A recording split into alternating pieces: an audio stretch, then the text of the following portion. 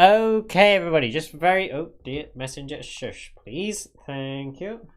If it's not the fire alarm going off, it's messenger instead. So I will have to just mute that very quickly.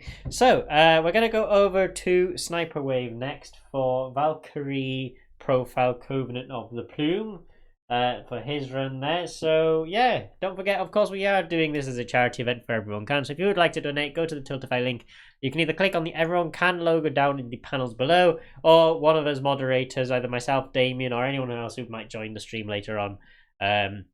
We are linking it in the chat periodically with memes, because you know memes are funny and memes are great, and they're very, very fun to just listen to. So if you would like to donate, then please do so. We do have a Halo Reach incentive we would like to meet, and it is to make sure that we don't die in one of the levels. I think it's survive as long as possible on the level Lone Wolf.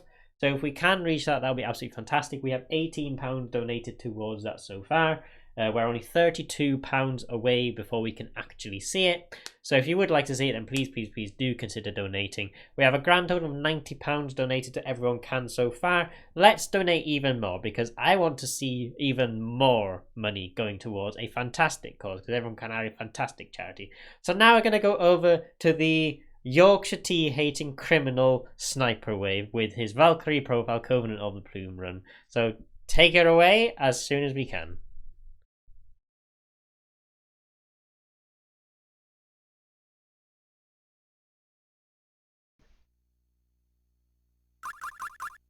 Okay, you're clear. All right.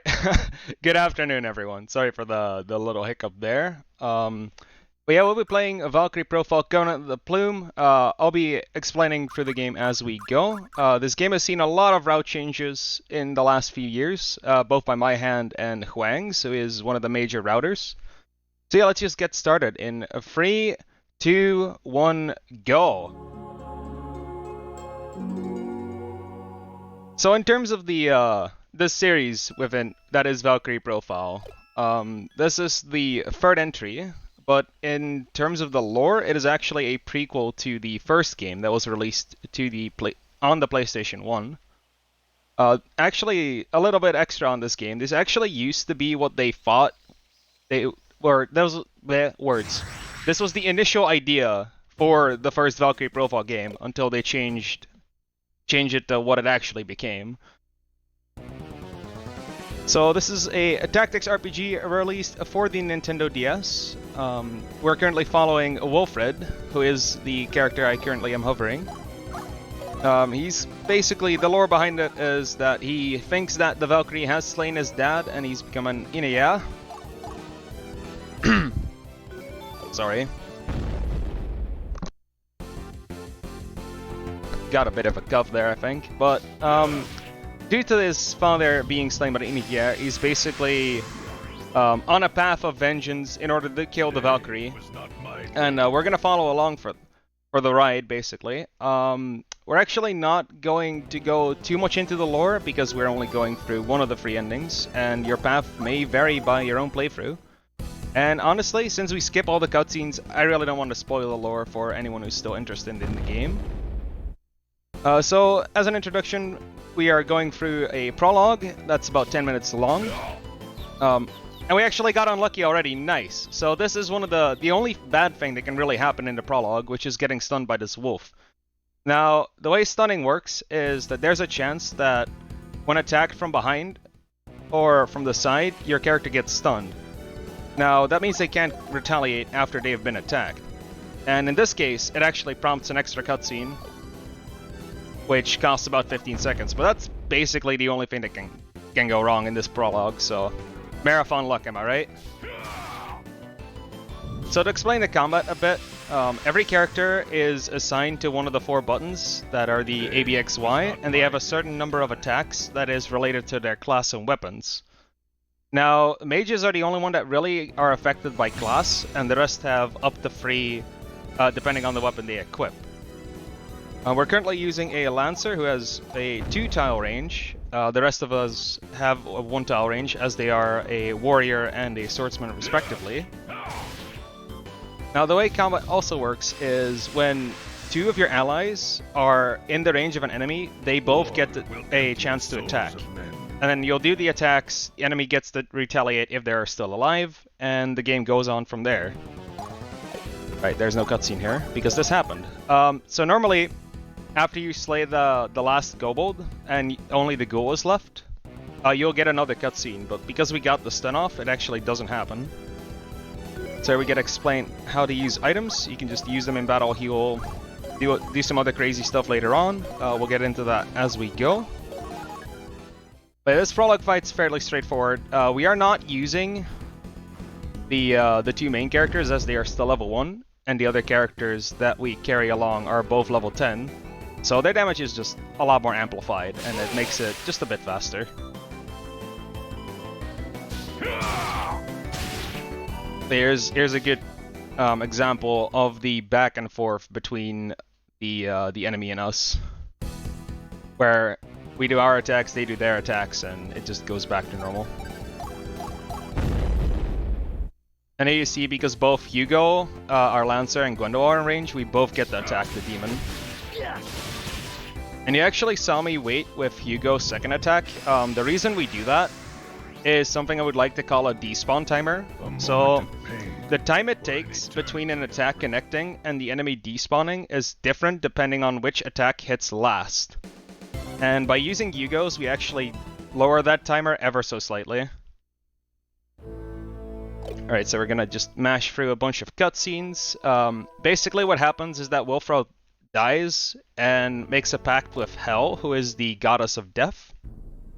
And he's basically become their covenant, and well, that's your title. So we are just gonna go through the second prologue mission, which is going to teach you about sieging. But before that, we're actually going to go through a short menu. We're actually gonna reallocate Wilfred's attacks, and we're gonna replace the second and third.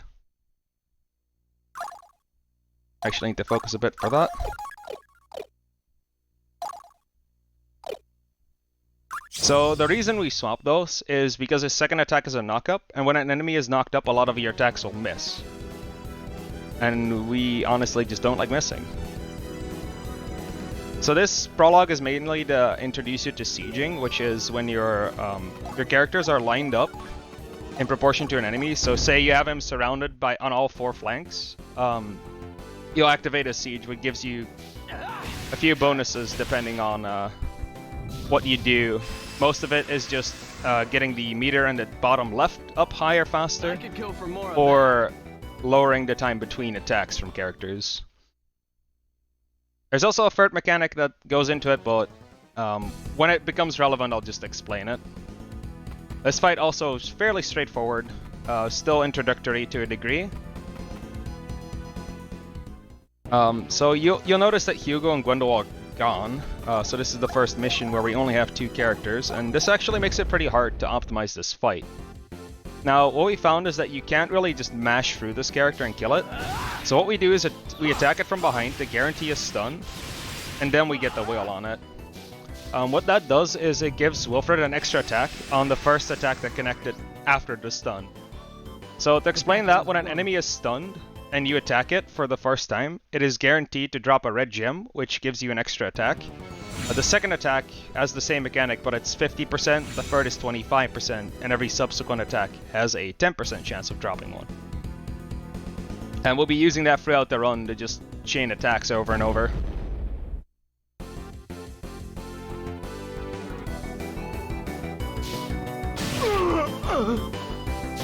So another mechanic we have is to press the start button here and to skip the counterattack. We are usually only doing this when we know that we cannot kill the enemy.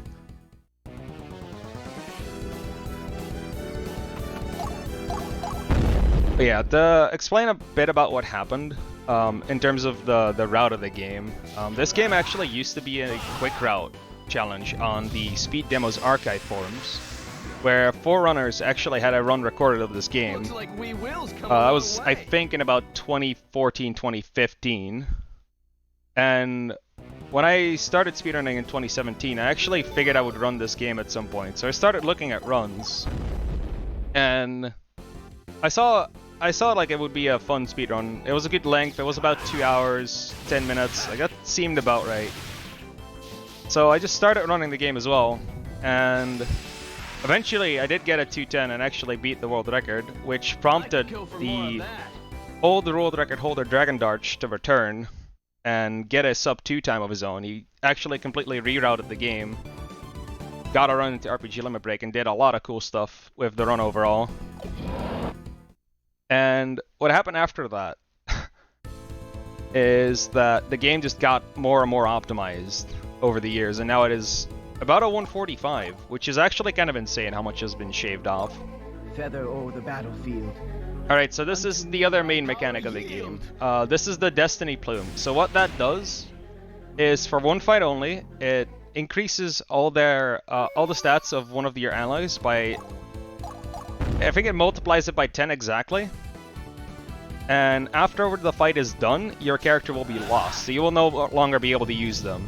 Since this is the prologue, this is the only one you are guaranteed, you're basically forced to kill. And Ansel just like won't be able to be used after this fight. However, it does do multiple things. For one, this fight becomes basically a cakewalk. And secondly, it gives Wilfred an ability for the rest of the game. In this case, it is Volley's Awakening. In case of some other characters will be getting different effects. So what Volley's Awakening does is it multiplies Wilfred's stats by 2 for 3 turns. It's not as useful here as it is in other endings, but it's still a major help. Definitely makes it easier to kill bosses.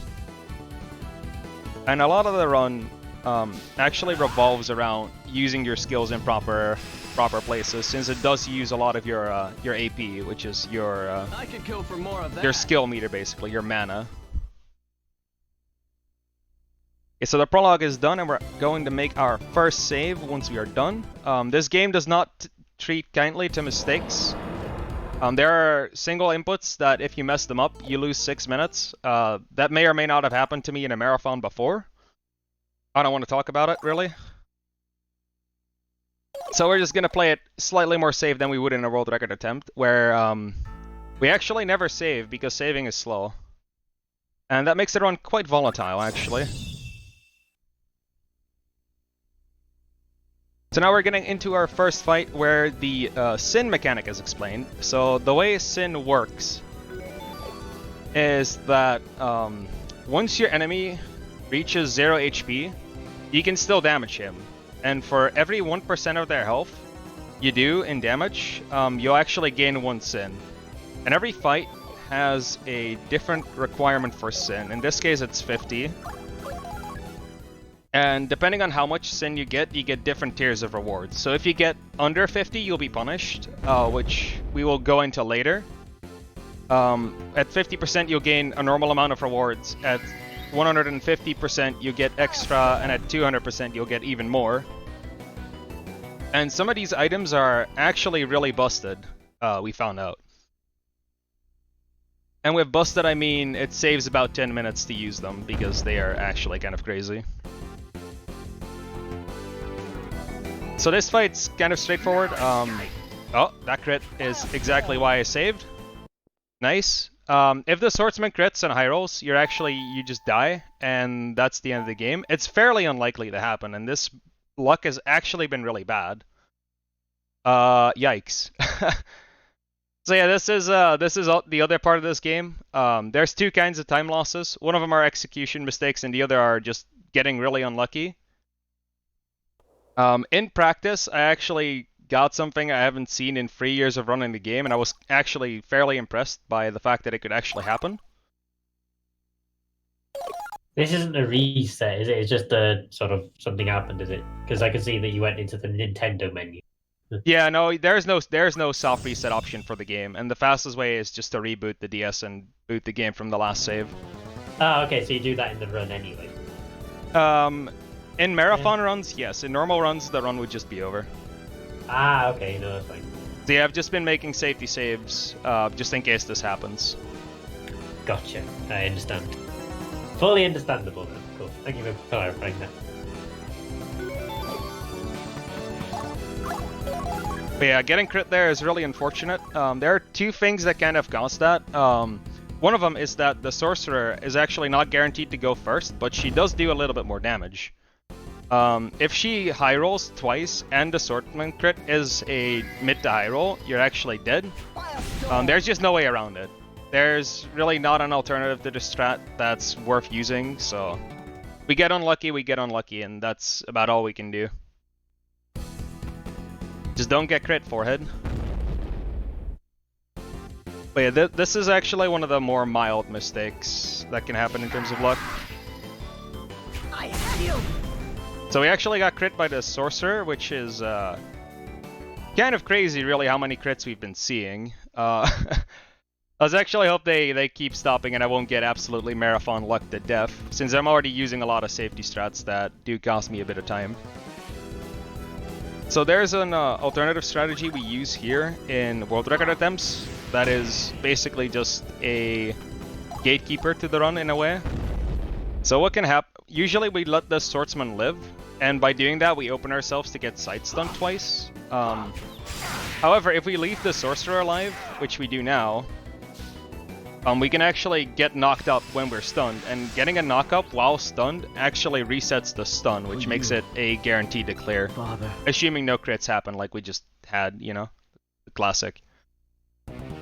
But yeah, the early game is the most volatile part of the run, for sure. There's a lot of just luck involved in getting through. But after that, it should be smooth sailing until Chapter 4. Firestorm! Actually kind of a nice evade. Okay, so this swordsman has 2 drops that can happen. We're actually hoping to see a Viking sword here. If not, we'll just buy one from the shop and lose a bit of time.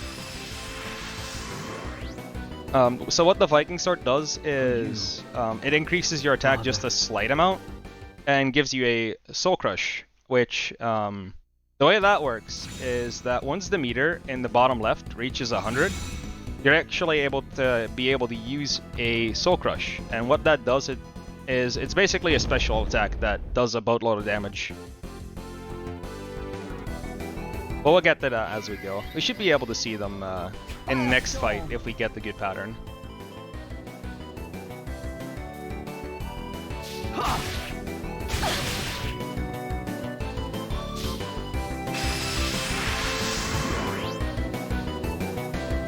The battle is won.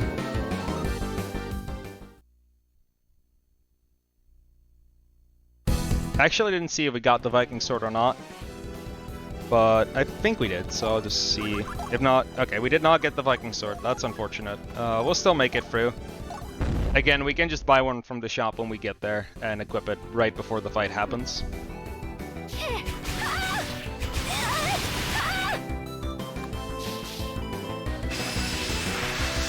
But if anything, this game really has a bit of volatility to it, which is why the estimate's a bit higher than my PB. I think it's 15 minutes higher.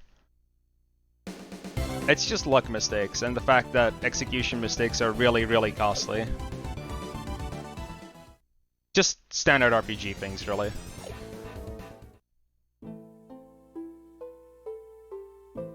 So we get out of that encounter, we're just gonna have to go through a bunch of cutscenes, so we do have a bit of time for a donation or a plug. We don't have any new donations. Oh, hold on, I'm on the wrong one. Oops.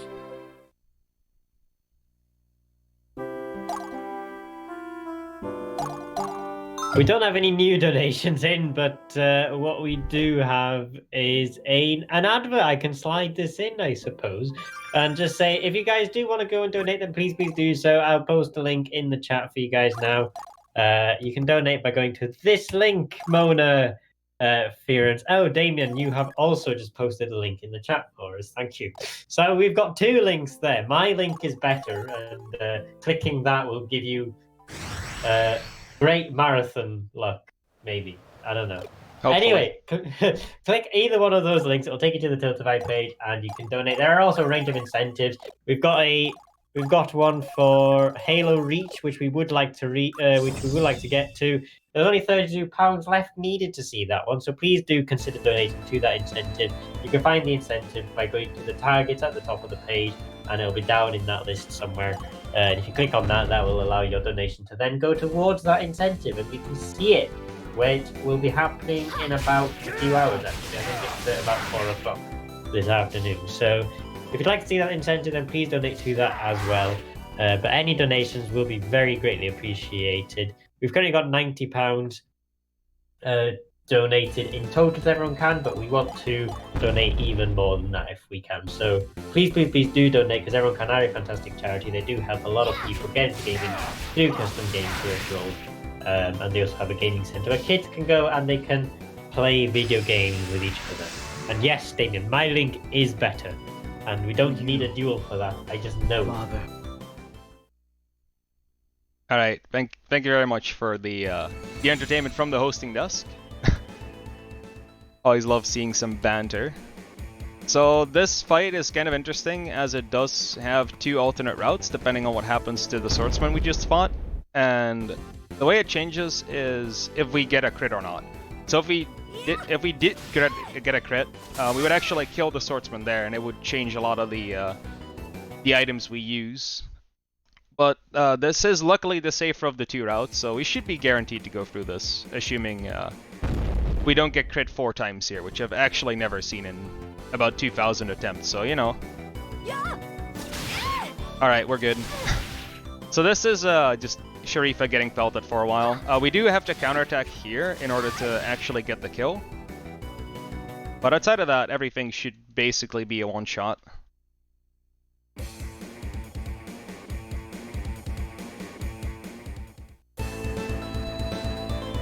So the main change here is we actually got some really busted items from the last fight for getting the 200 sin. One of them is the Ambrosia, which we got, which we used earlier in the deployment menu. What that does is it permanently increases a character's health by 100. And by using 2 of those on Wilfred, the aggro swaps from the archers targeting Wilfred to targeting Sharifa, which actually helped out a lot in routing. The other thing we got was 2 flare gems, and the gems are basically one-time use spells that deal a lot of damage. I've actually had something really funny happen here in practice where it missed, and there really just isn't a backup for it. I've actually never seen that before in 2,000 runs either, so I'm happy it didn't happen here. But that was a pretty costly bit of luck. So evades are completely random. There's no way to route around it. There's no manipulation. You're just kind of boned, really. So what we're actually going to do is we're going to walk Wilfred forward, and that's actually going to start aggroing the 2 enemies over there to walk forward, which is really nice. And we're going to flare gem the other warrior here, since we did get 2. In case we would have gotten a crit, we would have flare gemmed both archers and done 2 engages on this warrior to guarantee a kill. And then from there, the fight would basically be the same. But this is also our first boss fight. Even though the mission objective is still to destroy opposition, Loxwell does count as our first boss. And this is one of the better times to explain mission types. So there's 3 main types of missions. One of them is kill the leader. Another one is a rescue mission, which we only get to see 1 of per ending, luckily. I'll get into there once we are at that fight. And the third kind is the one we're at now, which is destroy opposition, and that's basically just kill all enemies. It's fairly simple. So we're gonna make use of another stun, get an extra attack, get a bit of sin. We're actually looking to get 150% here in order to get a pretty good item for later on,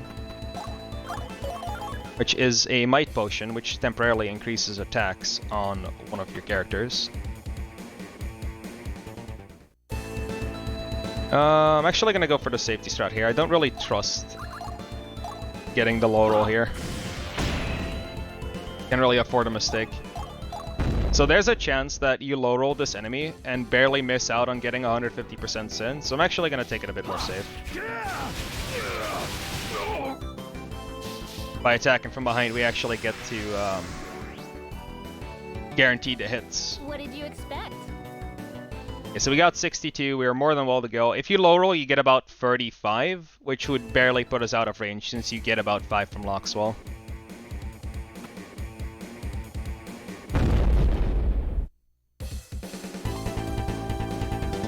So Loxwell, like many others, is a mage. He does have Enlightenment active, which is a skill that can randomly proc. We're actually not going to make use of any of those during the run, but it's basically just a random stat boost. It doesn't really matter to us, but it is quite frustrating when it happens.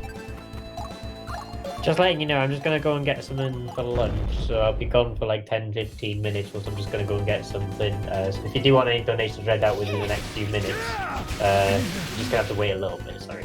Alright, I'll just keep on commentating. The next fight's pretty long and has a lot of explaining to do, so it works out. That's good, awesome. I'll be back in like 10-15 minutes, but anybody in the chat, feel free to post memes for as long as you want, as long as they're appropriate, so yeah. Memes are good. I agree. Except Yorkshire tea. Don't post Yorkshire tea, please.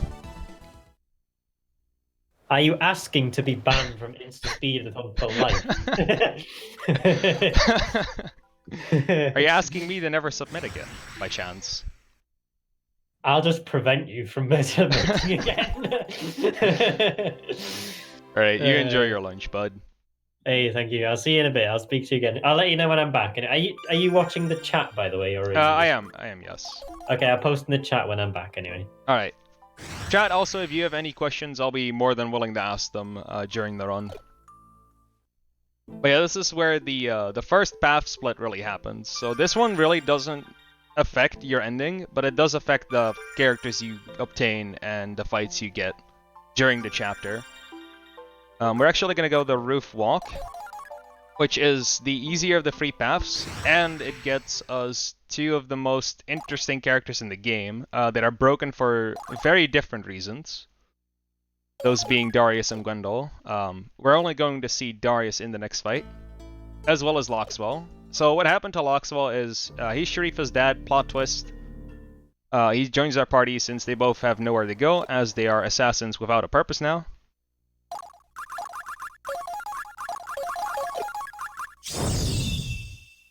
And we're gonna use those for the clear through these monsters real quick. So this is also one of the few missions where it actually does get quite annoying every now and then. There's a bunch of random stuff that can happen, but mostly this fight is pretty consistent.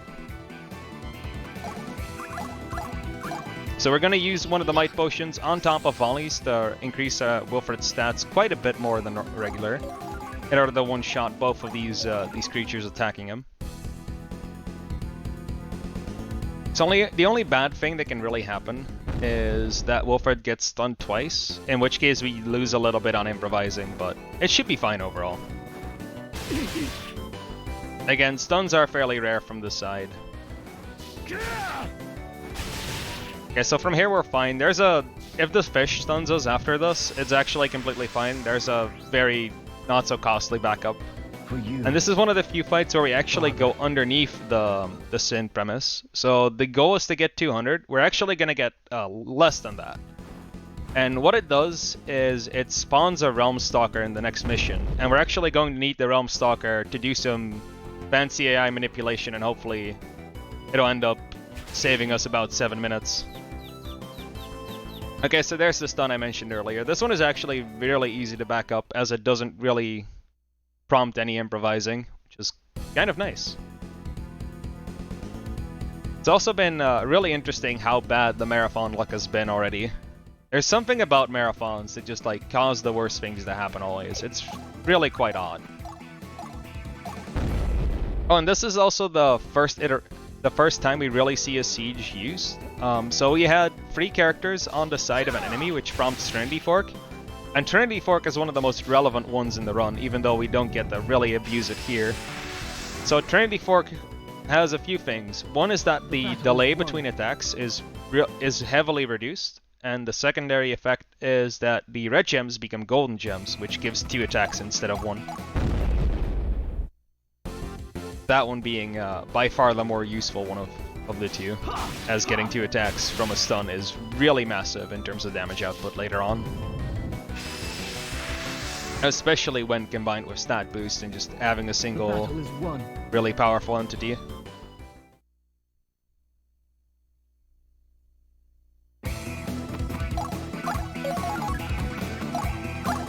So we've actually been high rolling a good bit, which makes me worried about the sin gain, but we should still be fine in the end. It's pretty hard. It's pretty easy to keep under 200 here.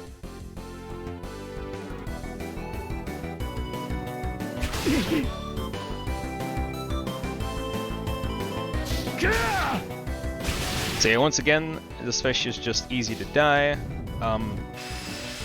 It's really funny how AI works in this game. So volleys. For you. No, my character is not a fish. My character is attacked by a fish. If only. Yeah,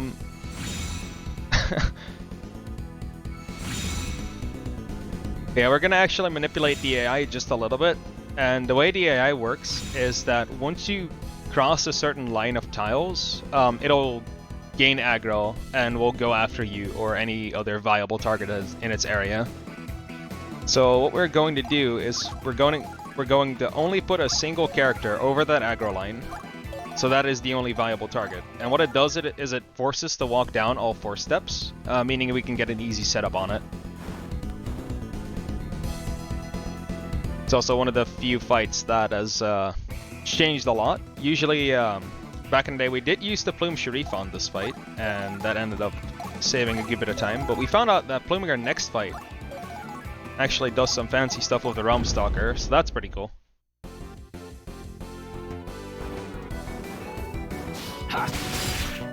And here's the reason why Darius is broken. So Darius is the only character in the main game that allows you to get a knockdown and a knock-up. And when you knock an enemy out of the air, it'll actually cause a stun, meaning you'll get extra attacks for free, basically. And Darius being a one-man combo machine actually makes that really powerful. We'll be abusing that throughout the run. So this fish is also kind of interesting. There's no way to aggro it without it being able to attack you, which is really unfortunate in terms of routing and prompted a lot of improvisation as we went on. But luckily though, this fight has gone on pretty well.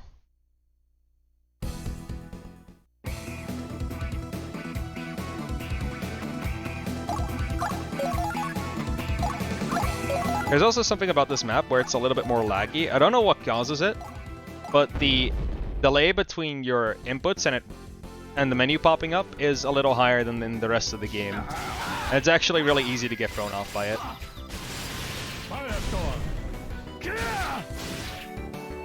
So there you saw the Soul Crush menu pop up as we got 100 on the bottom bar. We're actually not looking to deal more damage than what is barely lethal, so we're going to skip out on that animation real quick. We'll be seeing it later this fight, but to keep our sin low, we might as well not show it off. Also, now that InstaSim is gone, don't tell anyone, but there is a cutscene at the end of the game, and if we can get to a total of 100 pounds, I will just show that off regardless. It's not the longest of games, or it's not the longest of speedrun, or words are hard, sheesh. It's not the longest of cutscenes, but it does look pretty cool, especially considering it is a DS game. Okay, so there's 115 pounds already. Okay, we'll make it 125. I actually don't have the stream itself open, I just have the chat. Wait, if we get to 125, I'll just do that. You'll get to see a cool bit of the game. So this bat is kind of interesting. There's 2 things it can do, and one of them is actually kind of bad, where it just randomly starts floating over the ravine and losing me a bit of time. There's no real cause behind it, it's just seemingly random and it happens once every 20 runs or so. But it just straight up loses a run if you're going for world record, as there's very little room for time laws at the start of the game. Luckily though, it complied and we're all good.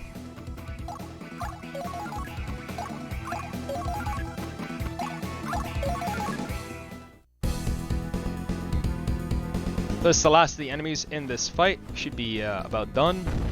Pretty sure if he crits here, even if it crits, it doesn't kill Sharifa.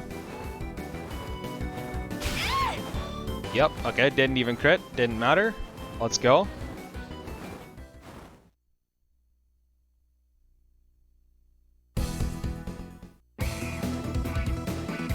So the way we set our characters up is actually in a way so everyone is in range and we can get Darius behind the enemy.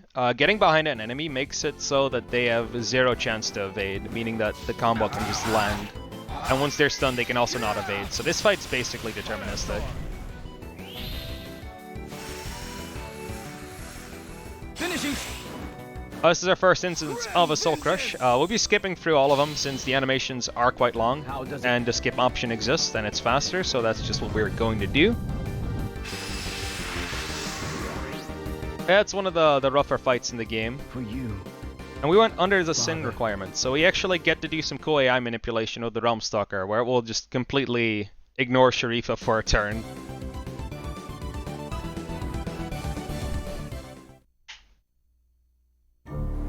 Luckily, that fight's actually unlosable, so that is A-okay. No need to save and lose a little bit of time there. So the funny thing about not saving in this game is every save you do basically costs you 20 to 30 seconds, depending on where you start the save from. Since you can only save on the map itself and not within a town or before a fight. So you actually have to go out, back in, and all that time actually adds up to be quite a bit.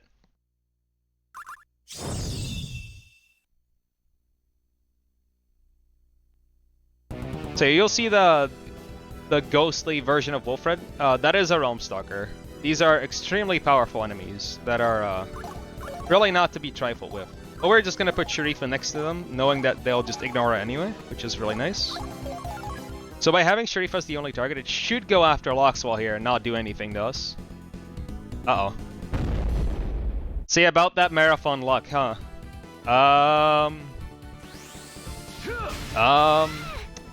See, like, this is not really supposed to happen, and I'm kind of unlucky.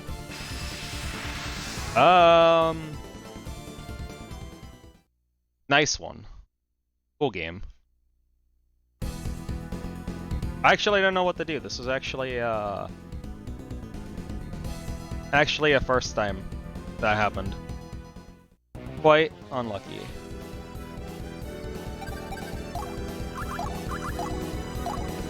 Yeah, but actually not really though. That was kind of a psych moment there. So there's a little thing with Union Plumes in this game, which is the revival item. The developers didn't really think about it being able to go over walls. So what kind of just happens is it puts the revived character in the tile in front of the character that uses it. But the developers didn't account for the height difference between those tiles, meaning we just basically skipped this entire fight by pluming Sharifa over a wall. Which is why we needed the Realm Stalker for Sharifa to die early on. So this strat saves about 7 minutes over the other strat. It's really, really insane how much time it actually saves. And it also not only skips a lot of the fight, it also gives us Gleipnir's Bonds, which is one of the more useful attacking skills in the game. So what Gleipnir's Bonds does is, depending on your magic stat, you will paralyze all non-leader enemies. Now, the chance of it happening is dependent on your magic stat, and the leader is the only one that's immune, but it actually saves out on a lot of animation time, and it makes a lot of the fights a lot easier. This fight actually went really well, all things considered. Like, menu was good, everything was just fine and dandy. We're actually going to take one of the longer saves in the game, because we're going to have to go back out into the overworld, and then back in. But it's actually necessary. This fight is one of the more brutal ones in the game. So the setup itself is really fast. It is actually like a 3-minute fight. Maybe 2, if everything goes according to plan. But there's a lot of risk involved with the bosses and enemy patterns randomly using sap power. It's a lot of bad stuff, basically. But the setup is just so fast that it ends up being worth it regardless to just YOLO it. Definitely on the more likely side of things happening too. So we're just gonna equip a few skills we got earlier and some items.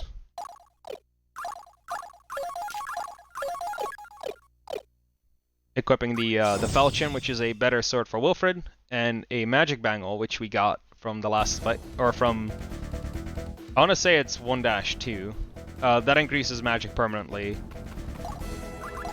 when equipped. And dashing is an interesting skill. So the dashing we used gives a character 3 extra tiles of mobility, but it disallows them from doing anything else in the turn. And that movement actually makes a lot of the fights a good bit faster. When used properly, at least. Luckily, I put in more hours in routing the run than I'd like to admit, so that ends up being fine. And this is a good pattern. This is good. So when Loxwell gets attacked, he's guaranteed to live, even with a crit. But it's better than seeing a sap power. So what sap power does is it lowers your attack stat, and when it hits Wilfred, it actually makes this fight, unless you're very lucky, it basically makes it impossible to clear in one go. And we don't really have a second chance, so just have to live with our mistakes, basically. I'm actually going to set up a Trinity Fork instead of just the normal, just to make sure we have a backup at the ready when she evades, because we can only put Darius in the front when this happens.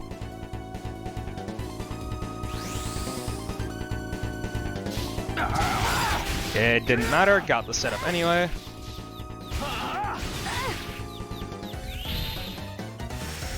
And we got to 100 by just using the extra attacks. So you don't necessarily need the second extra attack, I just like to do it in case it low rolls and I have to use Loxwell, which is a good bit slower.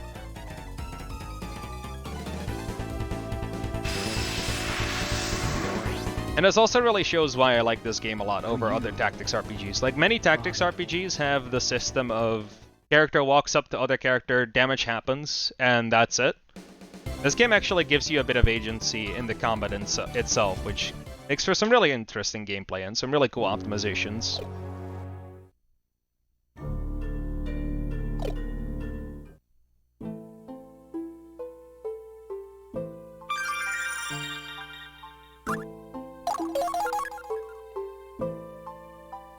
Yeah, that was Chapter 2.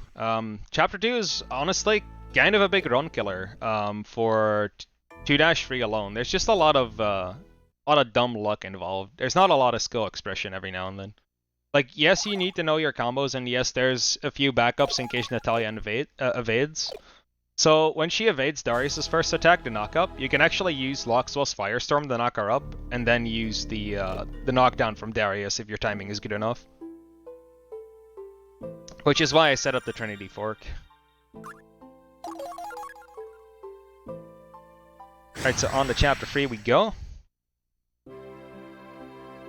Gonna do a little bit of shopping. Getting an item upgrade and a bunch of spells for Loxwell to use.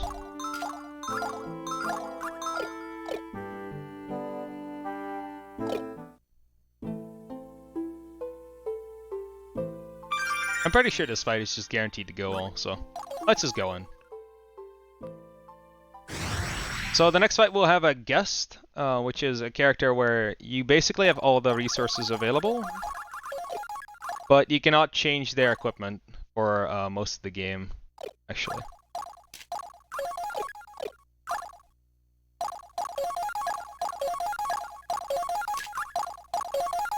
We're actually going to give dashing to Gwendolyn and Darius as well, as they will be needing it in the next few fights. So this is one of the few times where we get to use a pretty interesting knock-up combo, where we use 2 mages to get the combo instead of using Darius.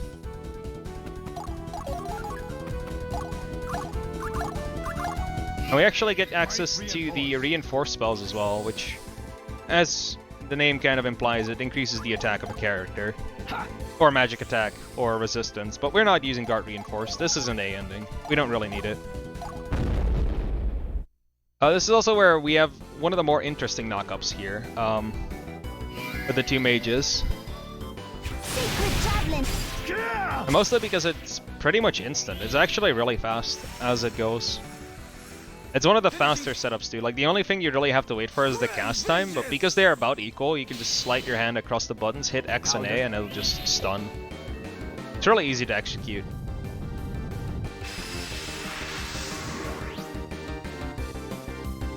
For you. An ending is the path you take. So there's three main paths in the game that get chosen depending on how often you plume your characters. So if you keep not pluming your characters, you will keep on the A path and you'll just get the best ending in the game. If you plume once, it'll drop you down the B ending or to the B path, and it'll give you so instead of say we plumed in chapter 2, we would go to the B path, which we are in now. Now, if we wouldn't have plumed, we would have gone on the free A path, which would have given us different characters and different fights to do. And depending on which path you stay on when entering chapter 6, that'll actually decide on which ending you'll get. And since we are on C ending, which is the fastest ending, we actually get to just go really fast. We actually get the worst ending, technically. The worst non-game over ending, I should specify. There technically is an ending where you plume too often and Freya just kicks your ass, basically. But we don't really count that as an ending, even though it is technically a bad ending.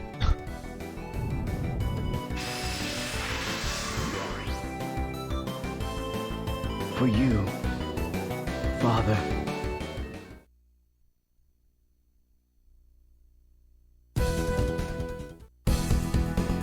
So this is also one of the first times we get to see recolors, which are basically stronger versions of the enemy, like many other RPGs.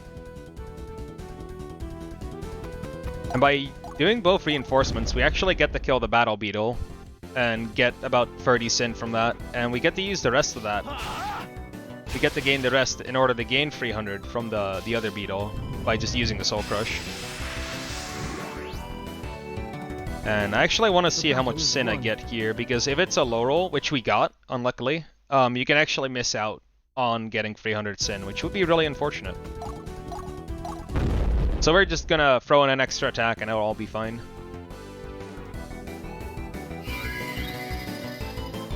Again, we're gonna use another stun combo. Get the Soul Crush ready, go for it, and we'll use Wilfred's last attack afterwards. This will guarantee us to get about 90 sin instead of the low 70s. Even though I feel like we high rolled. Yeah, we high rolled pretty hard. Hey, welcome back, InstaSim. For you, Father.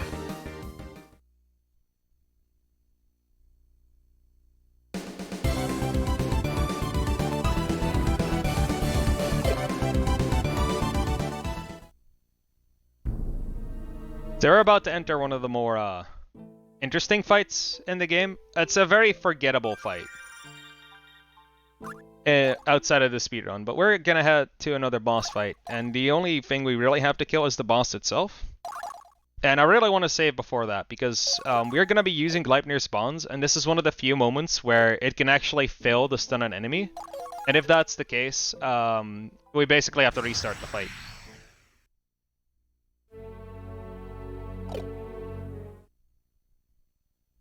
Luckily, though, that one is actually very unlikely.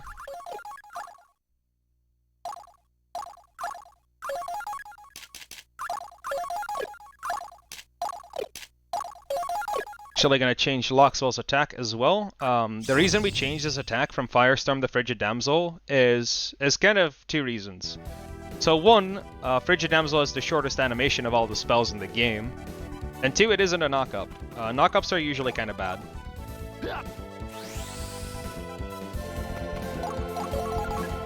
In terms of just missing more attacks and needing the weight and all that good stuff, but the faster animation is really nice.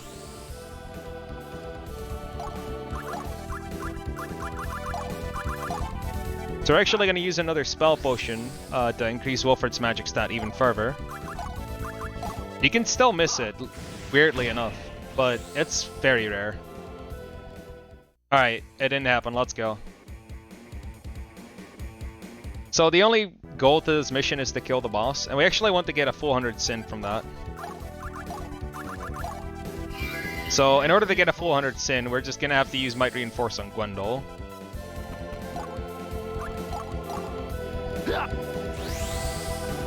And the reason we want the 100 instead of the 150 is because we are going to Plume Gwendol, and that gives us a 100% of the sin bar straight up. Feather o'er the battlefield. Unto me thy power yield!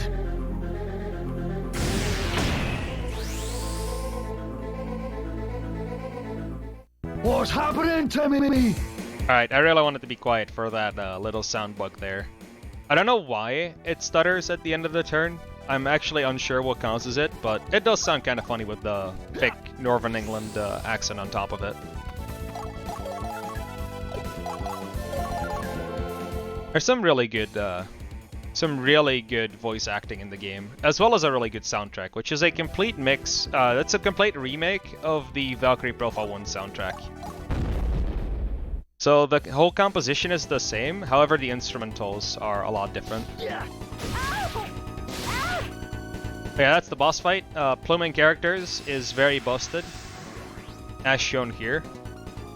I could do with a swig after that. But Gwendol's is especially busted, and we'll get into that next fight, which is coming up right after. So Gwendol gives Veyer's Warcry, which is probably one of the weirder ones. So what that gives us is it gives characters the sudden death status for, I think it's 2 turns or 3. And what that does is it has a chance to insta-kill your enemies. Now, the insta-kill is based on on your magic stat. And luckily we have 2 sorcerers in this fight, so you can kind of guess where this is going. This is basically instant death the game. And luckily, since this is the last fight of the chapter, we wouldn't get punished if we didn't get enough sin, which is definitely going to be the case. This is probably one of the more fun fights to do, just because of how much one-shotting is going on. And the way instant death works is it takes the enemy's health and just deals that amount of damage. So, as you saw there, the first hit did 2500, because that is the amount of health that the enemy has. It actually doesn't really matter how much damage it would do in terms of sin. Sin is one of the few things that doesn't overflow. So say a character has 300 health and you deal 600, you still get a 0 sin if you would stop attacking after that. Since it just goes to 0 and afterwards it starts counting up again on your next attack. Always the reek of... And this fight itself is just really mage abuse. That's all you do. You just abuse the 2 mages and you one-shot everything in the fight. It's pretty interesting in terms of optimizing itself, but the one-shotting leaves a bit to be desired at times, I want to say, from a routing perspective. So another really minor thing is you saw me walk up a single step, and that is to kind of influence the AI of the Swordswoman.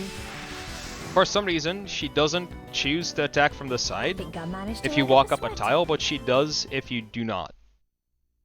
So if you were just going to stay in place, she would just go to your side, attack you, have a chance to stun and lose a bit of time.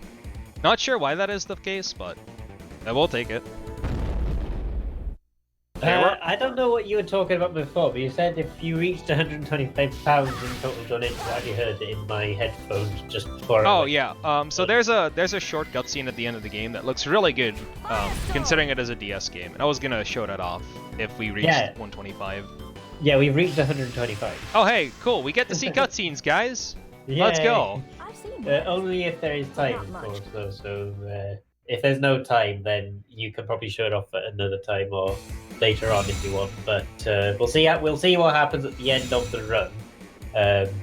But yeah, we'll see what happens because it wasn't officially put in as an incentive. There's no obligation to show it. That's fair. That's fair. But if there is time at the end, then we'll definitely. We can definitely show that. Can I just read out a couple of donations? Sure, go ahead. Cool. Now, I'm actually a little bit annoyed. Well, not annoyed, as it were. I'm a little bit disappointed. None of these donations. If both of these donations went towards the incentive for Halo Reach later on, we would only be about like £2 away from reaching it. So I'm disappointed in you, Mona Fearns, because if you'd put those two towards Halo Reach, we would nearly have enough to see it. Shame. I'm joking, obviously. But there's one £25 donation which doesn't have a comment, and then there's another £10 donation. And the comment is, I kind of want to see the animation thingy at the end Sniper was talking about earlier. And as I mentioned, none of those donations go towards any incentives. So yeah, there we go. Thank you for those donations, of course. Any money to charity is good money. Absolutely. Mona, what do you mean, no, just the last one?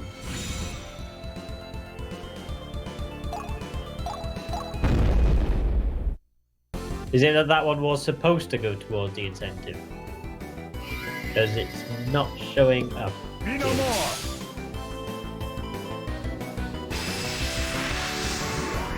Oh, the last one was to see the cutscene. I long for the peace of the shadows. Yeah, Alright. I think. Ah, okay. Yeah, because there wasn't officially an incentive for that level, there's no obligation to do it, but if there's time, then we will. But you could have also put that towards another incentive if you wanted to, obviously. That's up to you. More of a milestone in the total donations was the seeing the cutscene rather than an actual incentive. But there we go, those are the donations. And don't forget, if you do want to donate, then the link is being posted periodically. You don't have to apologize. Honestly, don't worry. I'm only doing it for laughs. Don't worry about it. It's if there's something you want to, if there's something about me, I will just take the mick out of everything that happens. So don't worry about that. That's just how I am. If you don't like it, let me know and I'll not do it. But yeah, but no, that's fine. Cool. But if you do want to go and donate, then we do post a link periodically in the chat, of course. It is also available in the panels below. If you want to click on the EveryoneCan link logo, that will take you to the page as well to donate. And every little helps. And we're very close to seeing the Halo Reach incentive as well. We only need £32 to see that, and we would like to see it. So please do get those donations in. Alright. We're going through a kind of a long menu, which actually uses a lot of focus. I was actually hoping it would go on a little longer, but... What is the charity we're donating to again? It's the We're reminder. donating to EveryoneCan. They're a charity based in Manchester in the north of England who help disabled kids get into gaming using custom gaming peripherals. And they also have a gaming centre there where kids can go and they can play games with each other. And, you know, let kids be kids as it goes. That sounds like a phenomenal charity to be donating towards. Absolutely.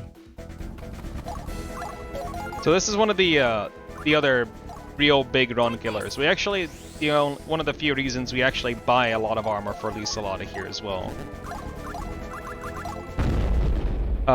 So you saw me go through a lot of menuing there, which is kind of nice that you actually talk through all of it, because it is kind of a moment where I need a lot of focus. But yeah, going into the fight, we targeted the wall, sort of. What we used there was a field spell, which has a plus-shaped range. Now, Sacred Javelin and Dark Savior are two spells with a slightly longer range, which allows us to aggro an archer earlier on. And now, the real question is, are we going to survive this turn? And it looks like we are, which is nice. This Swordsman has one of the two things it can do. One is exactly what it just did, and the other one is attack Lysalata. Now, if it attacks Lysalata and it manages to stun, we actually have a chance to die. It is still quite unlikely, but when it happens, it is quite a frustrating experience, as it is the only real bad thing that can happen in the fight. If Lysalata lives, we just get to improvise out the rest of the fight. The enemies do a lot of random stuff, and learning how to improvise them is basically paramount for getting a good time. Luckily though, this pattern does look really good.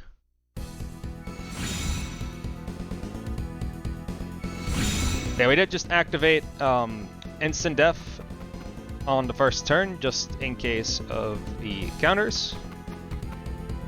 And back in the day, when route wasn't really cemented, we used to just use the Paralyze All skill and gone from there. But we figured out that using instant death was just a lot faster if you could kill every living thing.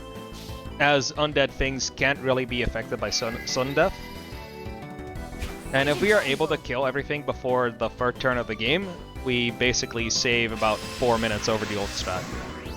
This fight has seen probably the most reroutes out of anything, and that's mainly due to the enemy patterns, the status ailments they can inflict, and a lot of other smaller factors.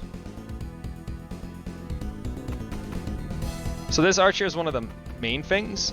By targeting that archer with Sacred Javelin, it starts walking forward. That's one of the biggest finds we found early on. Okay, so this swordsman is about to see what happens if instant death happens on the archer. So I really hope Hilda hits to save myself just a little bit of time, which is good.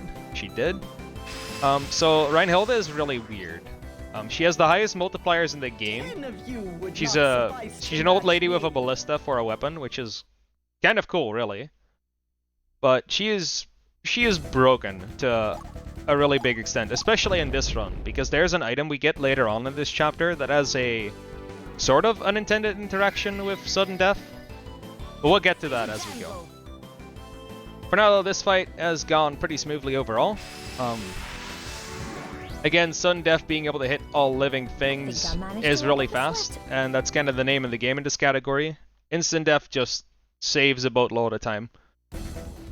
And just to show you how much it is, the world records for the other two endings are a 255 for B ending and a 317 for A ending. And this one having a world record of 145 really just shows you how much impact the instant death has had.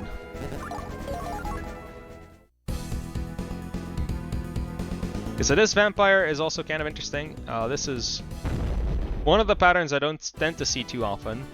We actually line up in a way where the vampire is most likely to use a field spell on all four. But it attacking Hilda is basically the second best thing that can happen. The only thing we don't want to see is it attacking Lisalata, in which case the positioning of the vampire gets really bad.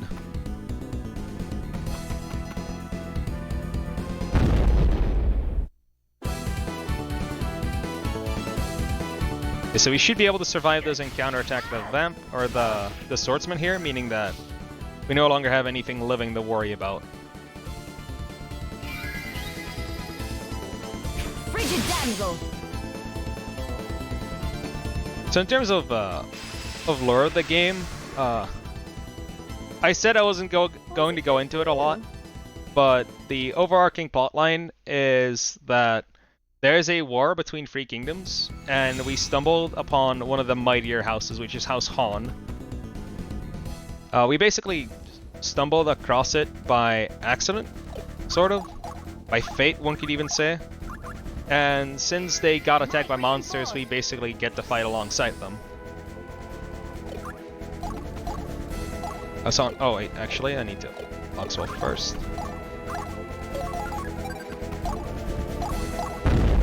And depending on which path you're on, you'll get a different side of the story of the chapter, where there are a few that kind of overlap. Chapter 3 and 4 have kind of an overlapping story, so it's hard to go into that. But most of it's just fairly contained. This one especially, Chapter 5 is the biggest plot point, where you get to choose the side of a kingdom depending on which one you're on. So you have Kingdom 1, Kingdom 2, and then you have the Margrave as the third option that tries to stop the war between the two.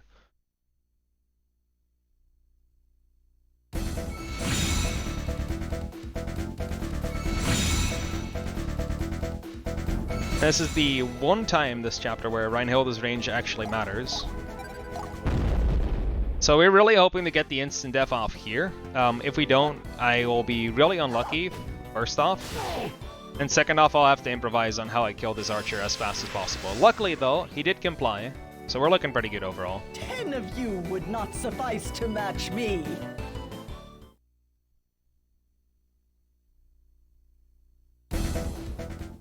These two armors are the last enemies of this fight. It's pretty straightforward fight overall, I'd say. This fight can get really bad really fast, and it has gone really bad really fast. There are patterns that can cost you up to 9 minutes, I found out the hard way, sadly. And there are patterns where the fight only lasts 9 minutes. It's quite the doozy. Luckily though, we did get a good pattern, so we're more than ready to go. So these armors are the first one with a certain mechanic which is known as blocking. Every attack that is not from behind has a chance to get blocked. However, magic attacks don't get affected. So by chaining my attacks right after the magic attack connects, they are not able to block it. So we're basically able to guarantee the fight.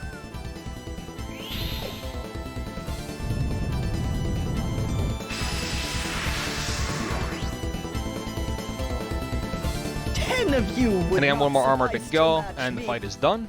This is actually a good time for donations as well, if you have any. I don't believe we have any new donations. Let me just double check. I don't think so. No, we don't. We've still got £125, which is the total at the moment, which is absolutely fantastic. We've broken the £100. Now let's go even further. Let's get to £200. Come on, we can do it.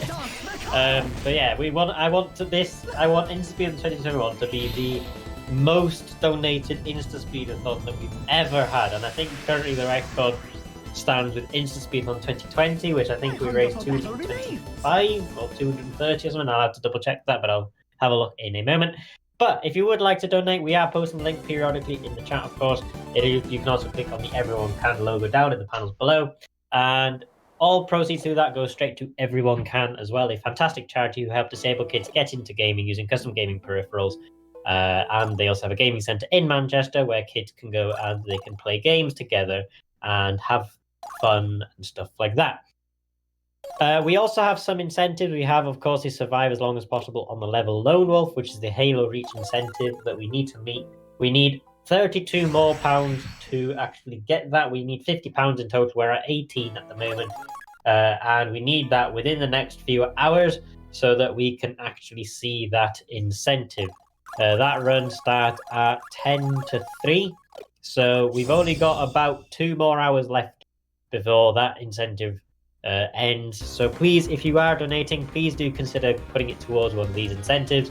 If you are putting it towards an incentive, you can find those in the targets option at the top of the page, and then you can select the incentive you want to donate to there. It doesn't cost any extra. You still donate however much you want to donate. It's just that that donation then also gets added to the poll or to the target that you select as well. So yeah, thank you all for donating so far. Please get those donations coming in, as it really does help, and it all goes to a fantastic cause. Alright, so a few things just happened. One is I made my first execution mistake of the game. 2, it doesn't really matter. And 3, we finally started using stock. Now, stock is really interesting. What it does... Oh god, I actually have to reset here. Sheesh. Okay, another thing just happened there. That is the one pattern I cannot recover from. That one's exceedingly rare. So this marathon luck has really been on me. Luckily, we do have the safety saves as usual. So the issue with this fight is that there are 2 enemies there in the top right corner that can move forward. They either move forward or backward. We want at least one of them to walk backwards, and from there we can go. If both walk forward, our rescue target dies before we can reach it. It's kind of unfortunate how that goes. So we can stun everything, but even then we wouldn't be able to reach it in time in order to prevent the target from dying, as one of those enemies is the leader.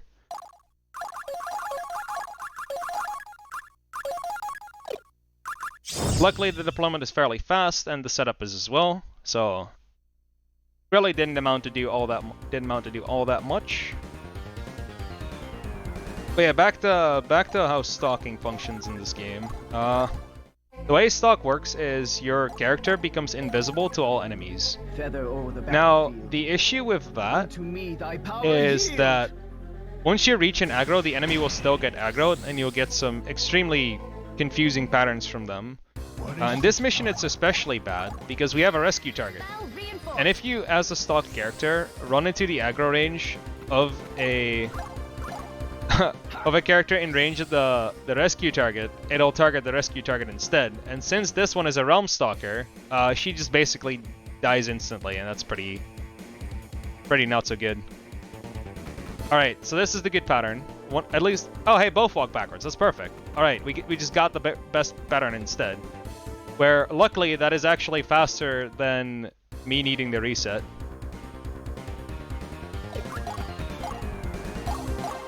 So we're going to be doing a few things. One of them is we're going to absolutely abuse the heck out of Loxwell and the fact that he has a 15 times multiplier on his stats. There's a 10 times multiplier from the Plume, and there's a 1.5 times multiplier from the Spell Reinforce on him. Always the reek of blood. And it's going to allow us to do some pretty crazy stuff in a bit, once everyone gets out of the way.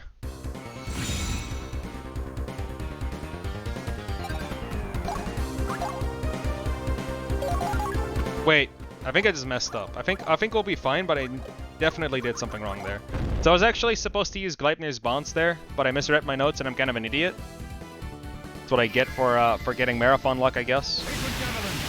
So I'll have to improvise through that. That'll end up being fine. Normally you're going to be stunning all the enemies there. But hey, we'll make it work. We'll make it work. There'll probably be some stalking to do afterwards. Again, we're probably so far into this a specific section that it's just faster to keep going, especially with two of these characters dead. The swordsman is going to die on his own on the enemy anyway, so we should be fine in the end.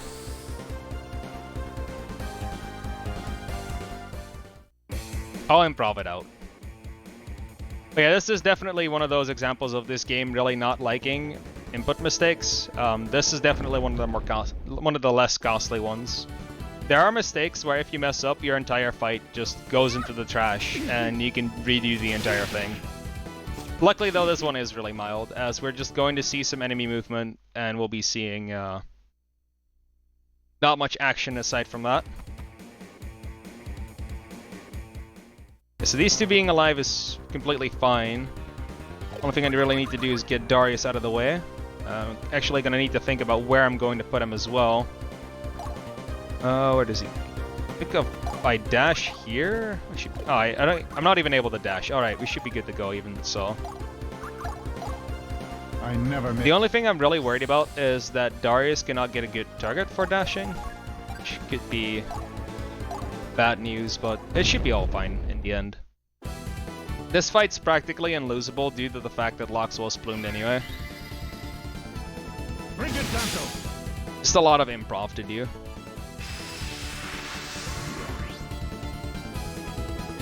I long for the peace of the shadows. So, by walking forward with Wolfred now, I can actually target the swordsman here and kill him. I actually don't think I want to use Gleipnir's Bonds anymore, and I'll just resort to other methods in a bit. Pretty sure I can just reach every other enemy in the game without using the insta-death.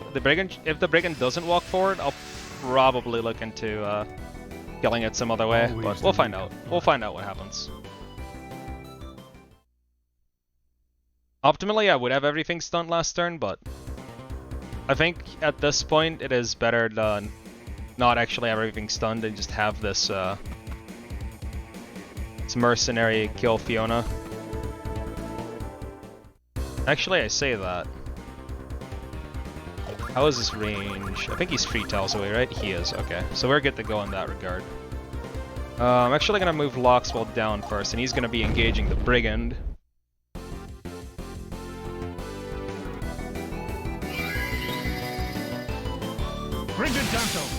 And we should be fine on Sin from that alone.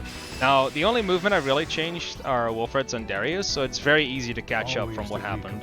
And I'm actually I think I'm actually going to be using the Gleipnir's Bonds anyway, just to make sure that nothing bad really happens.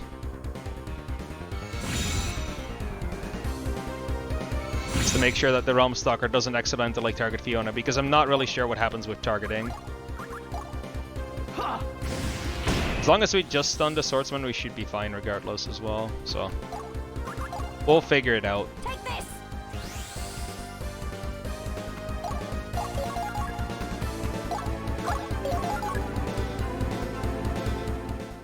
So assuming everything goes properly, he shouldn't move this turn, but he should be moving next turn. Yeah, we did get into his aggro range. That's kind of unfortunate, but we should be able to manage. I never miss.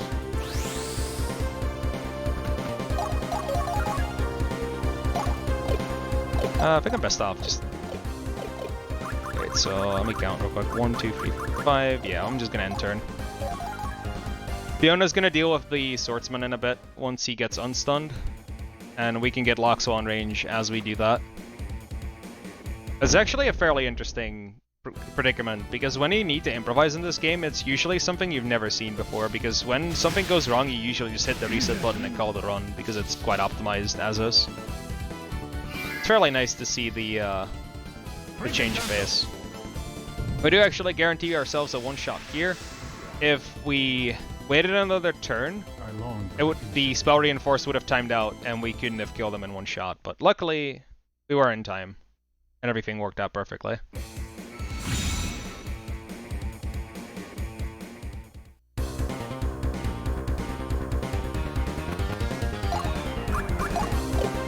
We don't get a dash available here, which is kind of unfortunate, but we'll just end turn. Soldier shoot and freeze next turn. We barely don't reach it, which is kind of unfortunate, but it should be targeting Loxo if we block a spav, so we're gonna try to do that as much as possible. I never miss. If it doesn't, then we'll lose a bit of extra time, but we're still on pretty good pace overall. Like, aside from the marathon luck, this run has been pretty good.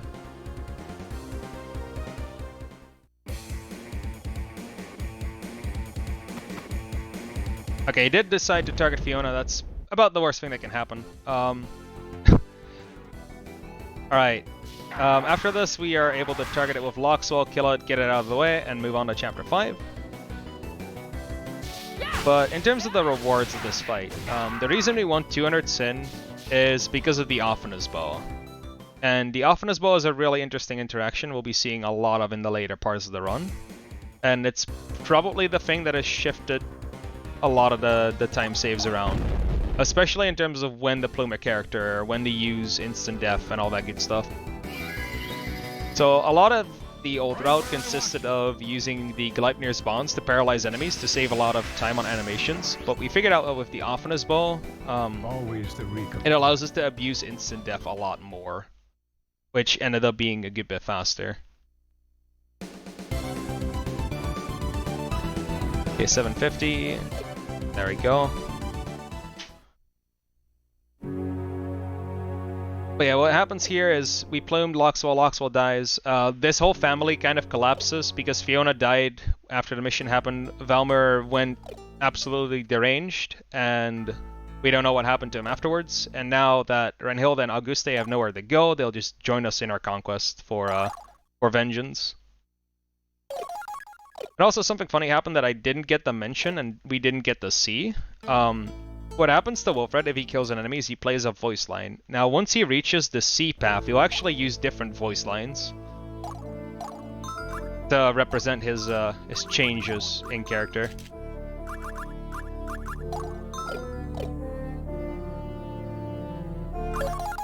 Also, I guess it kind of goes... it's a kind of weird that I haven't explained it yet, but this menuing as... you traverse it in two ways, in a sense. So what you do is you can hold either just your down input and it'll go one tile down, or you can hold Y while going down and it'll actually go down an entire line of items. And we actually abuse that a lot during the shopping. We're gonna set counterattack for later. We're actually going to set her attacks as well. We're gonna give her the Offenus Bow, and the Offenus Bow is a really interesting item for sure. Let me see what I did forget something. I'm pretty sure I did forget to set. Okay, I really need to change my notes. Something went wrong there. Oh, we'll recover. Good thing to find out, I guess. This menu is probably the longest in CNing. It's very easy to forget smaller things. They don't amount to mattering all that much, but they definitely do add up. And this is one of the fights that changed a lot due to the way instant death works. Especially with the Oftenest bow. See, we've seen instant death before. We're going to use it again on this swordsman to just insta-kill him. Again, it is based on the magic stat, and luckily mages have a lot of those. We're just going to be able to one-shot this enemy right there. And after that, we're actually going to use a spell potion on right Hilda in order to increase her magic stat ever so slightly to make the ranges more favorable. But the way the Oftenest bow works with instant death, or the way the Oftenest bow works in general, really, is that it deals double damage. And the way it does that is it takes the value of your last hit and it applies it again. Now, what the instant death does is it basically reduces the enemy health bar to 0. So if we hit this, we instantly get 100 sin because it applies the instant death effect twice. And because the second effect is as big as the health bar, we just instantly get the full sin. And this is kind of where the run starts saving a boatload of time over any other ending in the game because we have access to this.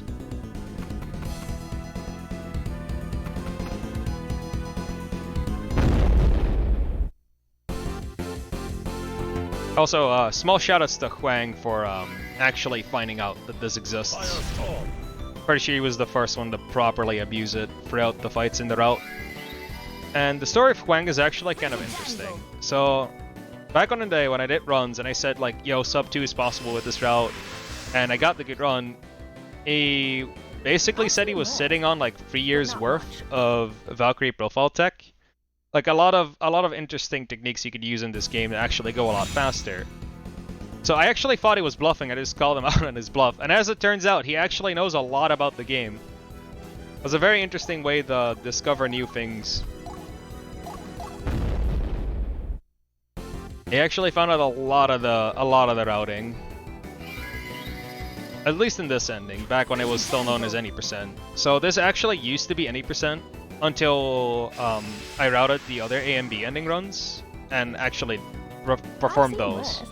Once I did that, the whole name was changed, and the naming was changed due to the fact that there's just 3 endings in the game. I'm not sure if A, B, C endings are in the game's code, but it's definitely a term that's been floating around the game FAQ forums for a long time.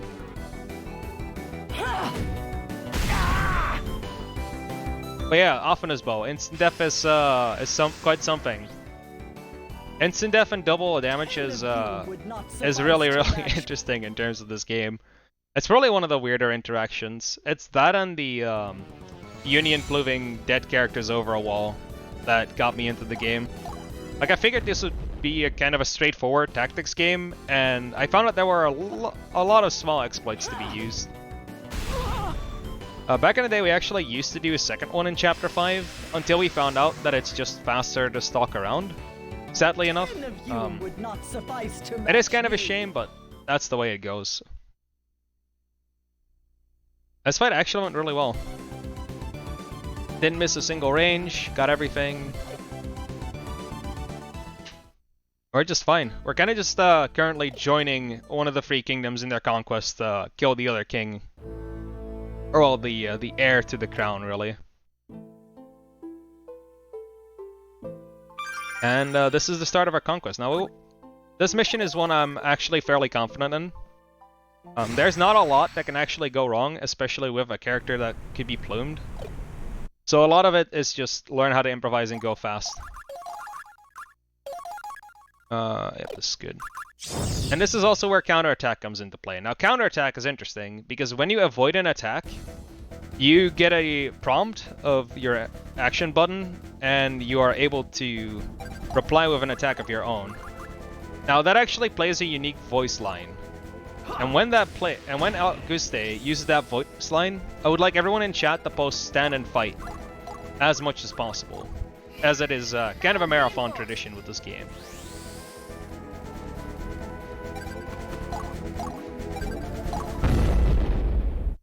Yeah, we stand and fight. Yeah, we'll hear it when Auguste gets attacked by the armors. I'll let you know when that happens, but it's probably one of the more iconic voice lines in the game. as it is quite widely My applicable. hunger for battle remains. Also, this is the reason we changed Reinhilda's attacks. She has a unblockable attack now on her first slot, which is Shrewd Shot, which is the exploding bullets you see. And we figured out that these lizards wouldn't block those often, as instant death would proc, but they can just block it anyway. We just figured out that it was just better overall to set Shrewd Shot first. It's one of those things you just find on accident, and then just keep using because it just works. But yeah, a lot of utility from Reinhilda in this fight, especially. Early on, this one used to be different. We used to plume Auguste in a different fight, and I don't actually recall which one it is because it's been a while. But now we plume him here, and it turns out that doing this fight with a plume Auguste is a lot faster than doing, Over the battlefield. I want to say Unto me thy 5-7. power yield.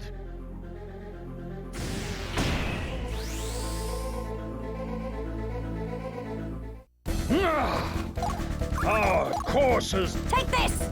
But yeah, we're also going to slightly interrupt his voice line by playing another. It's the second plume voice line that is completely unique for that action being used that we just cut off. One of them kind of stutters because the game audio glitches out. The other one being just interrupting it with another voice My line. hunger for battle remains. It's actually kind of sad how that ends up going. Yeah, we actually have to dash Lisalata forward a single tile there. We actually need to do that to make use of the instant death for the last turn. Because as it turns out, the Soleno, or the purple bird you see over there, is actually susceptible. Oh yeah, it is time, by the way. Stand and fight. Looks like I have to do it again because we low rolled. If we get the prompt. Unfortunate. Didn't get the prompt on the second go. It isn't guaranteed, but it is fairly likely.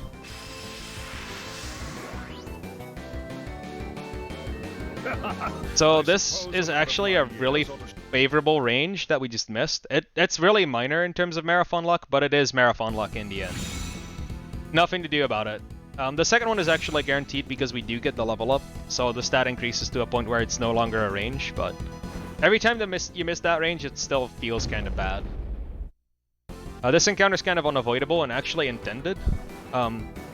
We could have put Auguste forward an extra tile, but if we do so, we actually take Lisalata out of the range.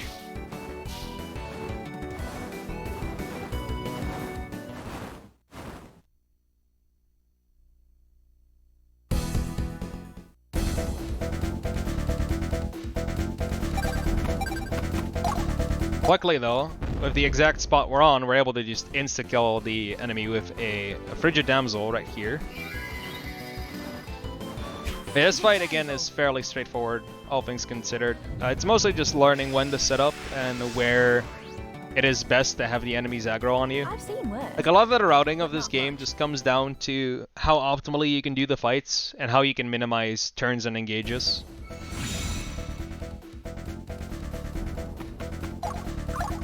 So by putting Auguste there, we actually are able to block the armor from doing anything else and barely getting in range for him to be targeted, meaning that it allows us for another counterattack, so get ready on your stands and fights.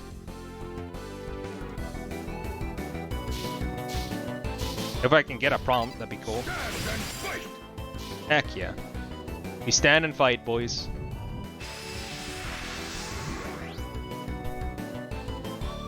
That's one more foe.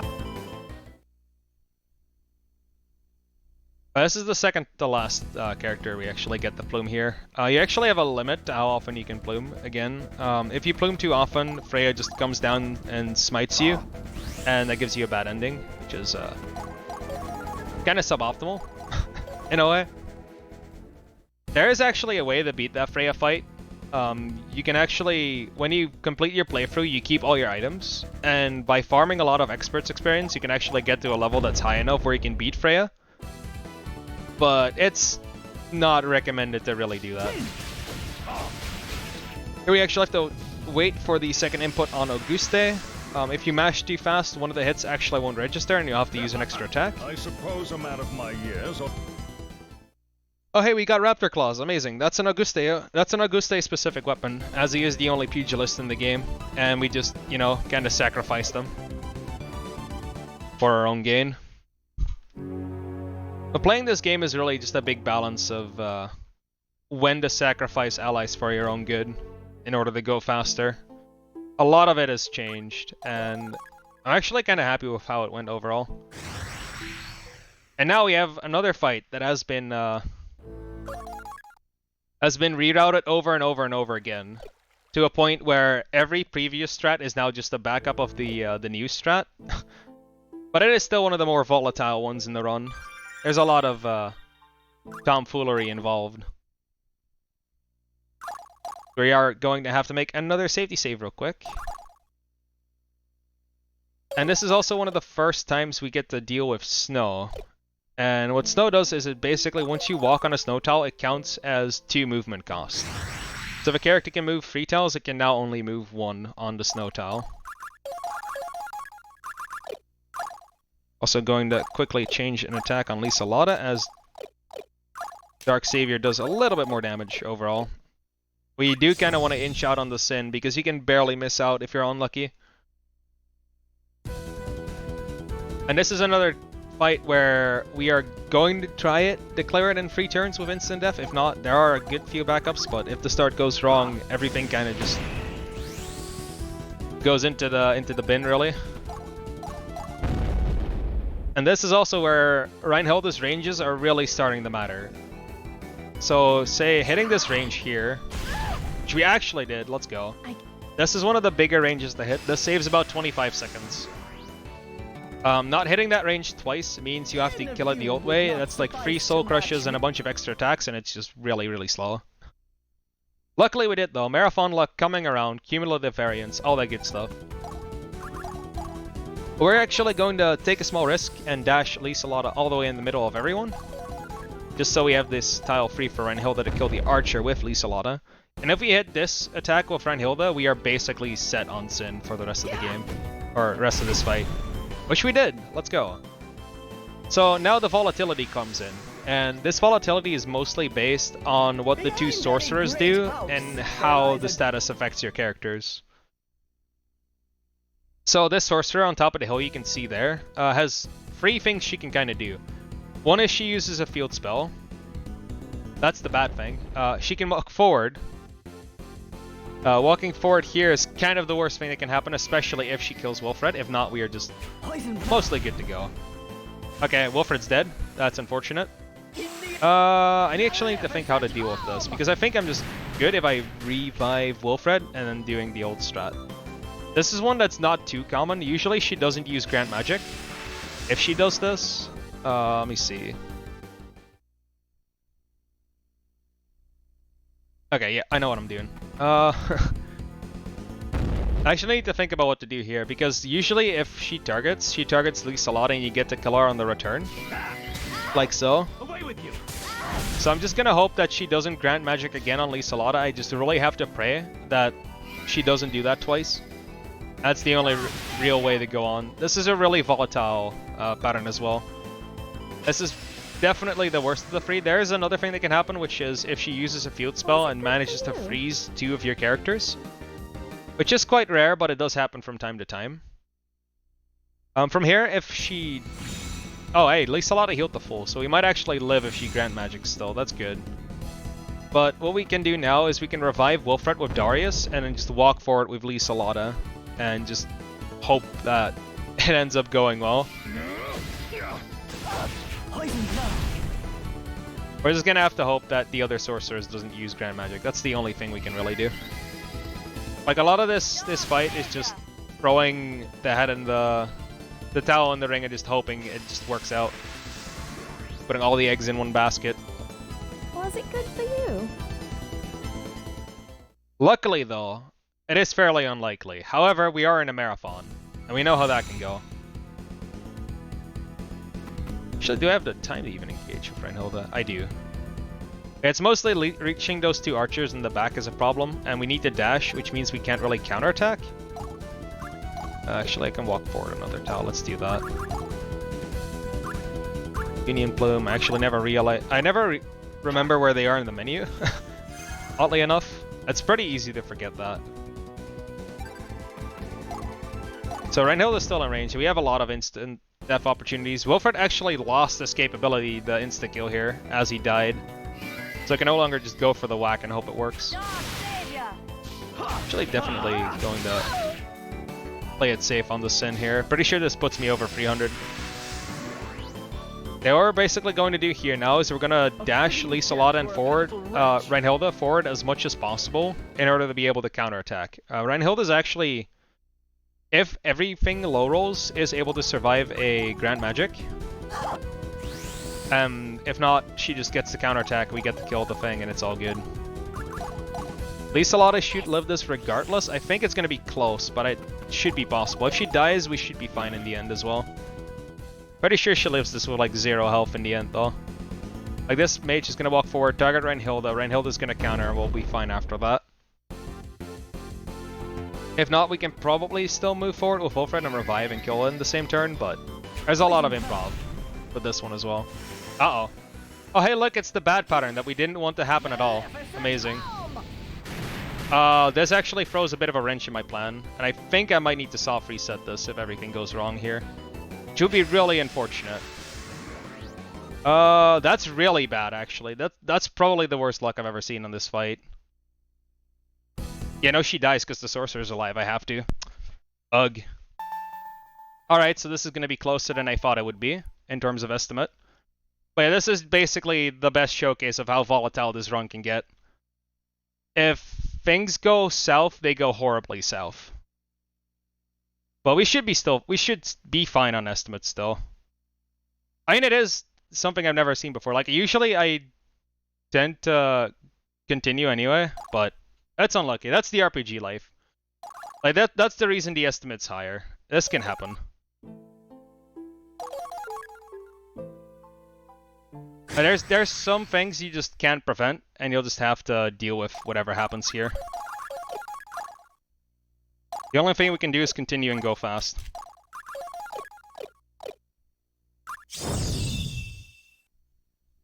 Luckily though, with a bit of luck, we do get to see get to show off the good pattern.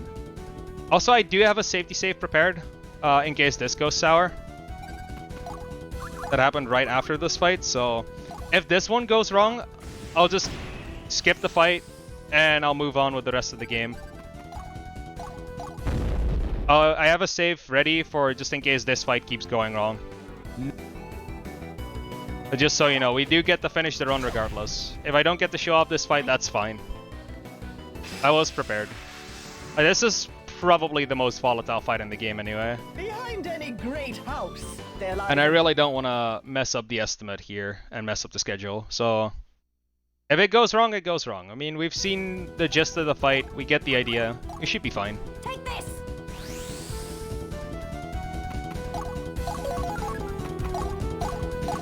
That's what you sign up for when you run RPGs.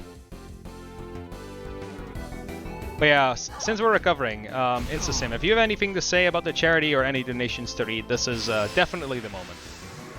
Oh, I can say lots of things about the charity. The only problem is we don't have any donations. So please, everybody, if you have any donations or if you want to donate, please do so, because me and Damien do periodically post in the chat with memes, of course, to get you guys to donate. And if you would like to donate all the proceeds through the Tiltify link, which does get posted, and if you click on the EveryoneCan logo in the panels as well, it will take you to the same page.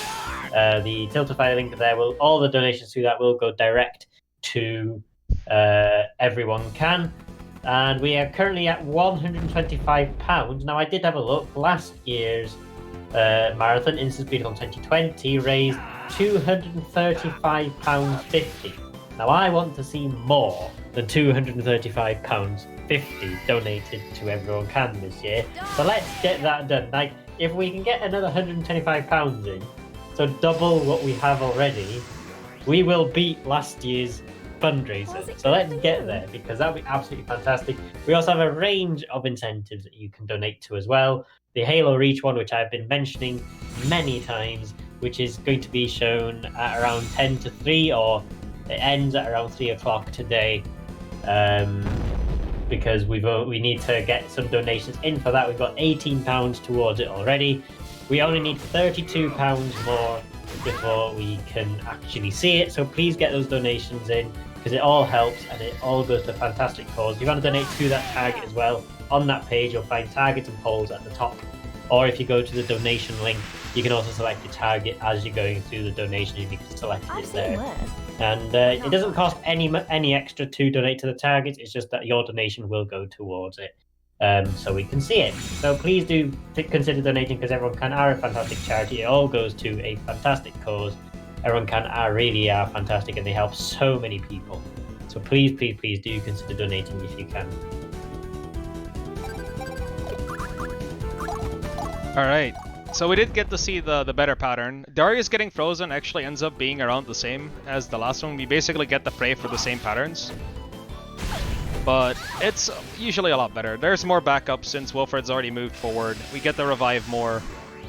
It's just a lot more comfortable this way. I'm actually really happy that I prepared the backup save for this one, just in case it kept going wrong. I've never gotten to a point where I needed to use one in a marathon. I would like to keep it that way though. So we'll see what happens. We can only hope for the best. Take this. But yeah, if it comes down to that, then I'm just happy to be prepared, really. Nothing I can really do about that. The game doesn't want me to get a good time, it doesn't want me. That's fine. Sin is looking good on this fight though. We didn't get the optimal pattern, which I really wanted to show off, but can't win them all. If we don't see a Grand Magic here, then I get the counter, hopefully hit the range. If I hit the range, I'm good. There we go, perfect. Alright, so we do get to clear the fight now, which is really nice. What will happen now? So this is basically what originally was meant to happen. So if you don't get Grand Magic and Hilda doesn't die, you actually get a chance to fight back with Lysalata here and kill the archer, meaning you won't get an engage there, which only leaves the swordswoman in front of your face, which you just get the kill next turn with either Reinhilda or Lysalata.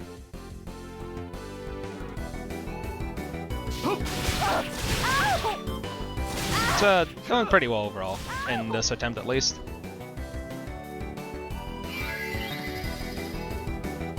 Definitely a games of ups and downs though. Luckily, aside from one fight, everything is deterministic in this game, which means that as long as I don't make an execution mistake, I shouldn't be able to die. There's only one thing that can maybe happen, but that's more of a difference between getting a 1 or a 2 cycle, which really is kind of minor, all things considered.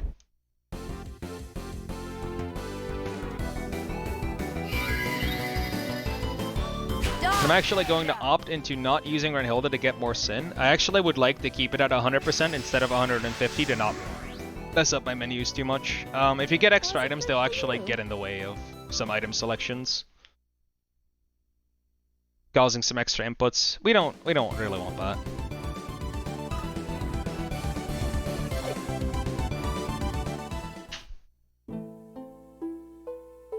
Alright, so up next, we've gotten our first roadblock of the conquest, to say. We're actually about to fight the Margrave, which is one of the sides you'll be able to choose from. And the sides you don't choose, you actually find in the run, or in the path you choose. So say we have C path now, we are going to find the enemies of the A and the B path. Actually, deployment isn't different. What am I doing? So we're actually going to use a Golden Egg and Expert's Experience. These increase your stats and your XP. We're actually also going to equip a helm that increases the magic stat a little bit, because every little bit of magic is still welcome. So what Expert's Experience does is it gives a character 30,000 XP, and what a Golden Egg does is it increases every stat by a number between 1 and 10, and it's completely random. Luckily, it doesn't end up mattering all that much. The only thing that can really happen is that you get double ones, and then one of the bosses becomes a range if you're extremely unlucky. That's like the lowest of low rolls in order to not hit it. Luckily though, we got pretty decent attack rolls, so we're good to go. We're just gonna stun everyone, somehow manage to aggro the leader and make this fight end pretty fast. See if I can actually get this as well. There's something wrong with this this guy's animation. I don't know why it happens, but if you hit start on a certain frame, the entire animation just skips. Sadly, this is a 60 FPS game, and I really don't have a good visual cue for it yet. So Langray is the king the crown prince we are trying to protect. My voice is also kind of dying, I'm sorry. Yeah, we're basically trying to protect Langray on his conquest, becoming the new king. So we're just going to do exactly that. We'll be getting rid of this Margrave first, and then we're going to be storming the other king's castle afterwards, and we're just going to see how the story progresses from there. Now, Langray is kind of annoying here. So as long as he doesn't get an enlightenment boost or a crit, he will not kill this enemy. If he does, however, it'll waste a very small amount of time. It's another one of those random time losses. And we barely aggroed this guy by walking on that specific tile. If you walk one tile further, or one tile less, he'll actually not aggro on you, which is kind of specific in terms of ranges. I'm pretty sure this is right. We're actually going to walk all the way back down as well. You actually have to walk all the way down, otherwise he will attack Darius and Darius will be dying. It's not recommended to do so. We did get the enlightenment boost. Unfortunate. Any crit. Alright, it just didn't give me any chance. Unfortunate. This is very minor. It's just a pet peeve. You also don't get any experience, but you do get sin from it. Luckily, sin doesn't really matter in this fight. And this is also the only part in this category where we're going to be able to use Transpose. Now, Transpose is an item we got back in Chapter 3. We're actually gonna move first, hold up. But yeah, by transposing, you swap your position with an enemy. And by swapping Royenberg here, we just basically get to set up the perfect fight with a Trinity Fork. And this is where the extra attacks from Trinity Fork really start to come into play. Reinhilda's already busted with the Optimus Bow, but her having the highest multipliers in the game and her being the highest level in the team already makes her quite the force to be reckoned with, as you can see here. Reinhilda is just busted, really. There's not really anything else to be saying about her. There lies a greater woman. Speaking of Reinhilda, though, she actually has a really funny thing in terms of voice actor. So they couldn't originally find a voice actor to cast for Reinhilda. Luckily, the voice actor for Auguste, who in-game is Reinhilda's husband, actually got to ask his wife to do Reinhilda's voice, and it just ended up working out really well. It's a very, very wholesome thing in a kill your friends for your own gain kind of story. It's kind of nice that there's a very, very nice silver lining there. So coming up is a fight that has changed a lot over the years. This is the fight where we originally would have gotten the enemy over the wall. So normally we would have plumed a character over the wall and insta-killed the enemy. However, we're going to insta-kill the enemy in a faster way this time around. And in order to do so, we're actually going to have to set up a bit. By spell reinforcing Wolfred, we're going to be stunning everyone with Gleipnirs, which is near guaranteed with these golden egg rolls. The rolls are actually pretty good this game. Or this run specifically. I think I got a 7 and a 6. We're just going to be dashing forward with both Darius and Reinhilda, and we're just going to stalk past everyone, eventually turning into a one-shot on the leader. This is one of those missions where the only objective is to kill the leader. The same thing happens in the next two. So that's exactly what we're going to do. This will basically end up being a stealth mission of sorts.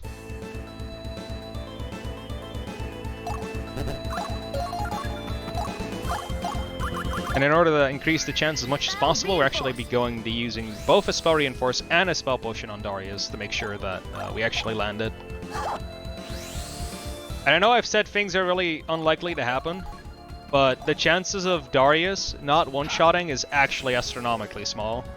So there's about a 99% chance you one-shot for every attack. And what happens is you get a knock-up and a knockdown and a third attack. So you're guaranteed on getting a fourth. Maybe a fifth if you're lucky. And if you miss all of those, I don't even know, man. I'll donate 100 if I miss all 5 of those. It's so unlikely.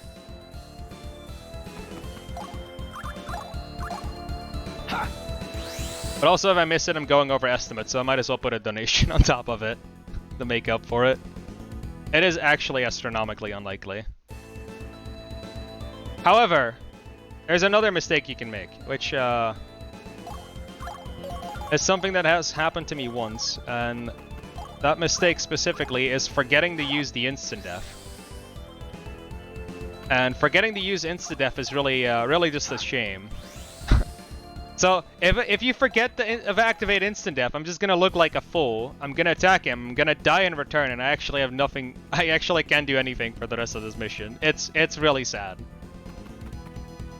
Like, it's sad to a point where it's actually faster to reset. It's so bad. So I'm not gonna forget it. I have it in my notes. It's bolded. It's increased in size because you forget it because it's really easy to just scroll to a character and kill something. It's actually really easy to forget. I didn't say going over estimate, I said missing this 5 times. Those are 2 completely different things. It's like actually stupid unlikely. See? We got it first try, easy. If I put my money on the line, the game just starts working perfectly, easy. I live to see another dark day. Easy every time. Just use the power of capitalism. But yeah, this is one of the few stealth missions we're going to get. This is the second one of those. Well, this is not really a stealth mission. This is kind of just a steamroll of sorts. So this is another one where we only have to kill the leader, so we're just gonna bait out the leader and kill it instantly. We can do this in one cycle if we're really lucky, but it's pretty unlikely. Spell reinforced.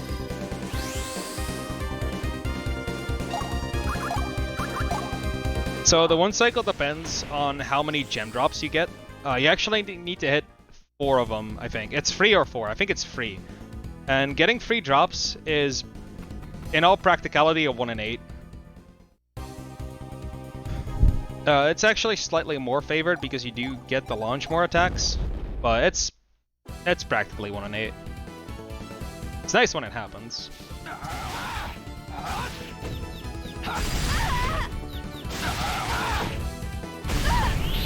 I think we barely don't make this, but that's fine. A secondary attack doesn't really last that long. You did well. Let's see if I can one-shot using Darius' Soul Crush. If not, oh well. We'll use her and Hilda. She'd be stunned from this. She's not stunned, she'll counterattack Darius. Kill if crits twice, otherwise he'll live. Oh, never mind, he's just dead. She has a third attack. But it doesn't really matter if Darius dies here. We actually get to use Reinhilda to deal the last bit of damage. Her health is very low.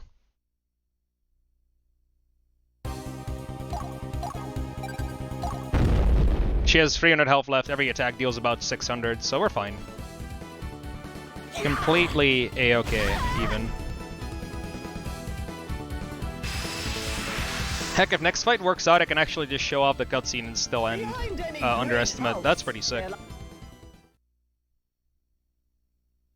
Luckily, next fight is very deterministic in terms of killing.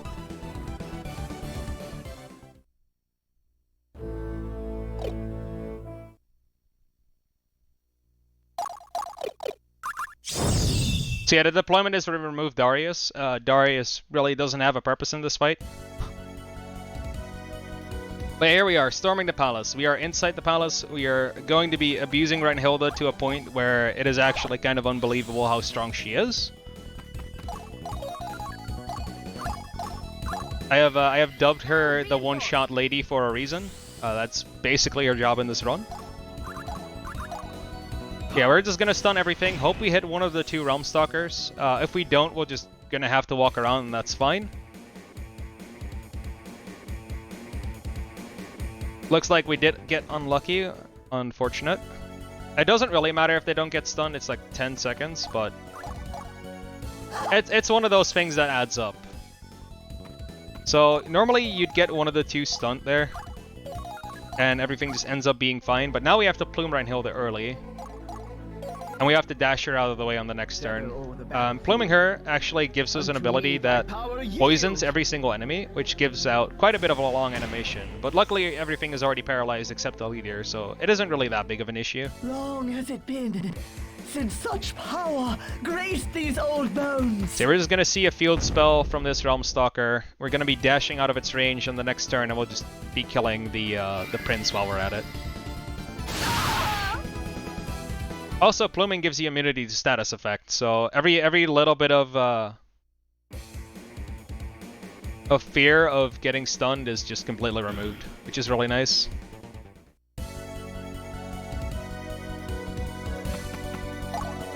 Yeah, we're actually gonna need to dash out 2 extra tiles to make sure we don't get hit on an attack. And in their turn. So yeah, we do have enough time for the cutscene. I don't think if I can really lose the Valkyrie fight bar an execution mistake. That thing's actually purely deterministic. So I can just play it slow and we'll be fine. So am I in the clear to show it off at InstaSim? Yeah, I would think so, as long as you finish, say, with it. How long does the cutscene last for? It's 20 to 30 seconds. It's not long. Oh, okay, so yeah, we've got plenty of time. You're about 6 minutes underestimate at the moment, so we're My alright. hunger for battle remains. Yeah, I do have my my splits open to see about how we're looking. We're looking at a 158, maybe a low 159. Should be all good.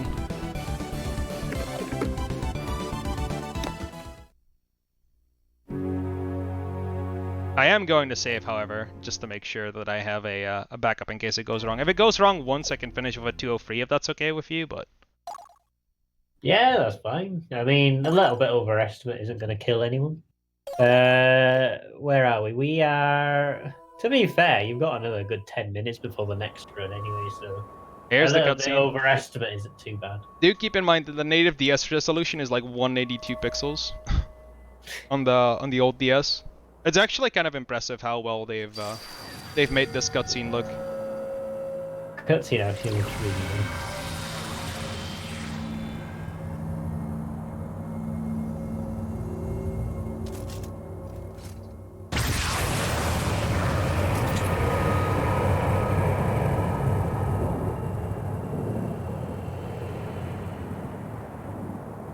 Anime was the enemy all along. Oh no. Alright, we get to skip this cutscene though. We're gonna go into the fight. This fight's practically unlosable. There's a pattern you can use where there's no way you lose unless you make a mistake anywhere. So we're just not gonna make a mistake and it'll be fine, right?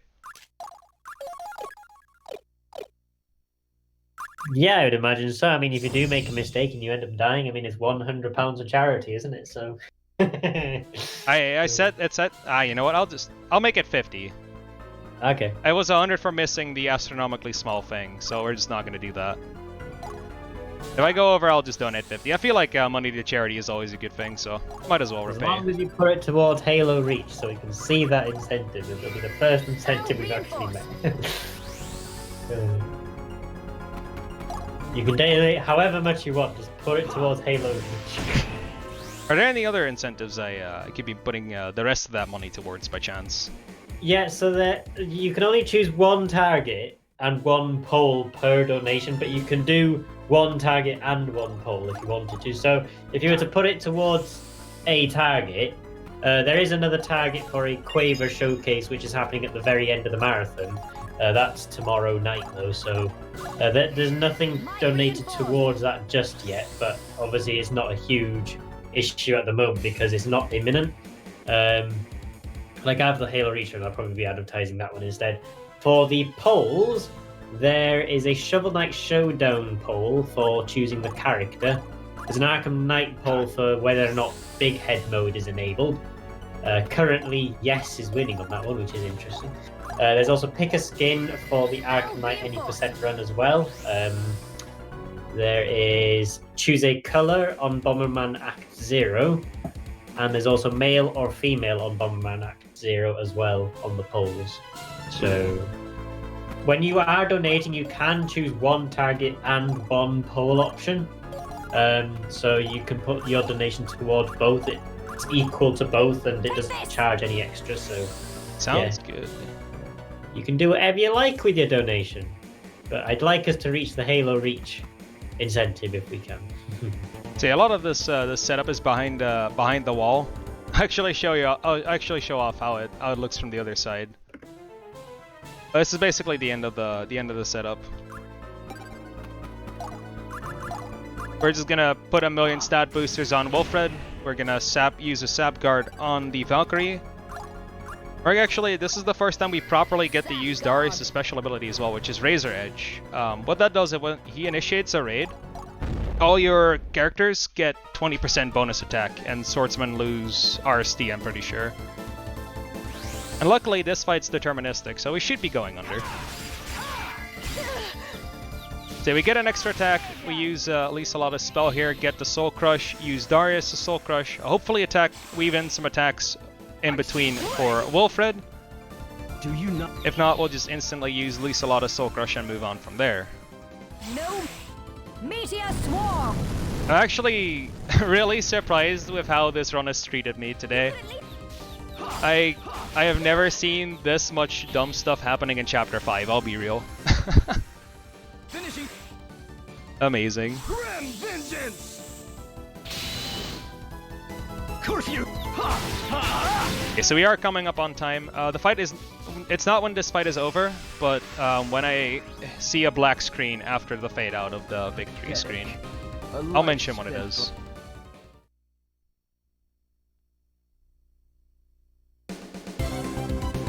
And... time. That was a pretty alright run, all things considered. I'm surprised this went under. Not bad. 1 hour 59:28.42. Ever so slightly below estimate, which Ever so slightly. But I did get to show off the cutscene. I'm actually really happy with that. Yeah, and we're still well ahead of the schedule anyway, like 5 minutes until the next room. So That's amazing. Bad. That's good Now, just very quick, I think there's one donation that came in which we haven't read out yet, and it's a £20 anonymous donation, so I don't know who put that, but it goes towards Halo Reach. So it goes towards survive as long as possible on the level Lone Wolf for Halo Reach, which means that is now at £38. We only need £12 before we can reach that incentive. So if you do want to donate, of course, go to the Tiltify link, which is posted periodically in the chat. I know a lot of people have been putting ~ donate actually, and we do not have a bot for InstaSpeedathon, which is a bit annoying, I understand, but unfortunately I don't like the Streamlabs bot, and to be fair, there's no other bots really available that I can think of, apart from maybe MoveUp, but I also don't like that one. So for by the next event, what I'm probably going to do is I'm going to try and make my own one, because I like programming, so I can probably try and make my own bot and have that on the InstaSpeedathon channel. But yeah, as far as bots go, we don't have any, but we do have the moderators. So we got me and Damien, who are usually just kind of monitoring the chat. So if anyone wants to know whether or not how to donate or the schedule or anything like that, there are panels down below. We've got a schedule and a donation panel down below. But me and Damien, well, mostly me. I think Damien might be AFK. I don't actually know, but if Damien's in the chat as well, then we will be posting the link if people need it. If you would like to donate, if you do click on that Tiltify link, it will take you to the fundraiser for InstaSpeedathon 2021. There's a range of incentives and stuff which are available as well. And so yeah, we'll go over to the speedrun interval in a moment. And the next run we have is the Devil May Cry Any Percent Normal run by Dan Spent 94. So we're really looking forward to that one. So yeah. Stream Elements bot. I've never actually used that one before, so I might have a look into that one actually. So that's actually a good point. I keep forgetting about Stream Elements, so I'll have a look at that one actually. Before I go though, I would like to thank you for accepting this run after all. This run is amazing to do at marathons. Like, a lot of things can go wrong. It's very volatile, but it's still very fun to do regardless. Also, I'd like to shout out one person in particular, which is Huang. who once again helped me a lot with the routing of the game, and is probably the reason this game has been pushed as far as it is. That's absolutely no problem at all. Thank you very much for taking part today. It was absolutely fun to watch, even though your hatred of Yorkshire tea has not gone down well with the community. But it was fun to watch, and of course that cutscene was pretty cool, especially for a DS game. I just need to change some text stuff first before we go over to the interval, so just bear with me for like 2 seconds.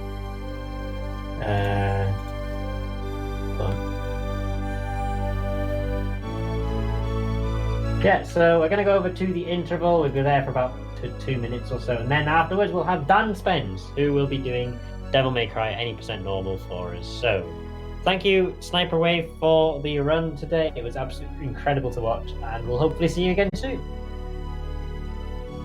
And thank you as well for having me once again. You're welcome.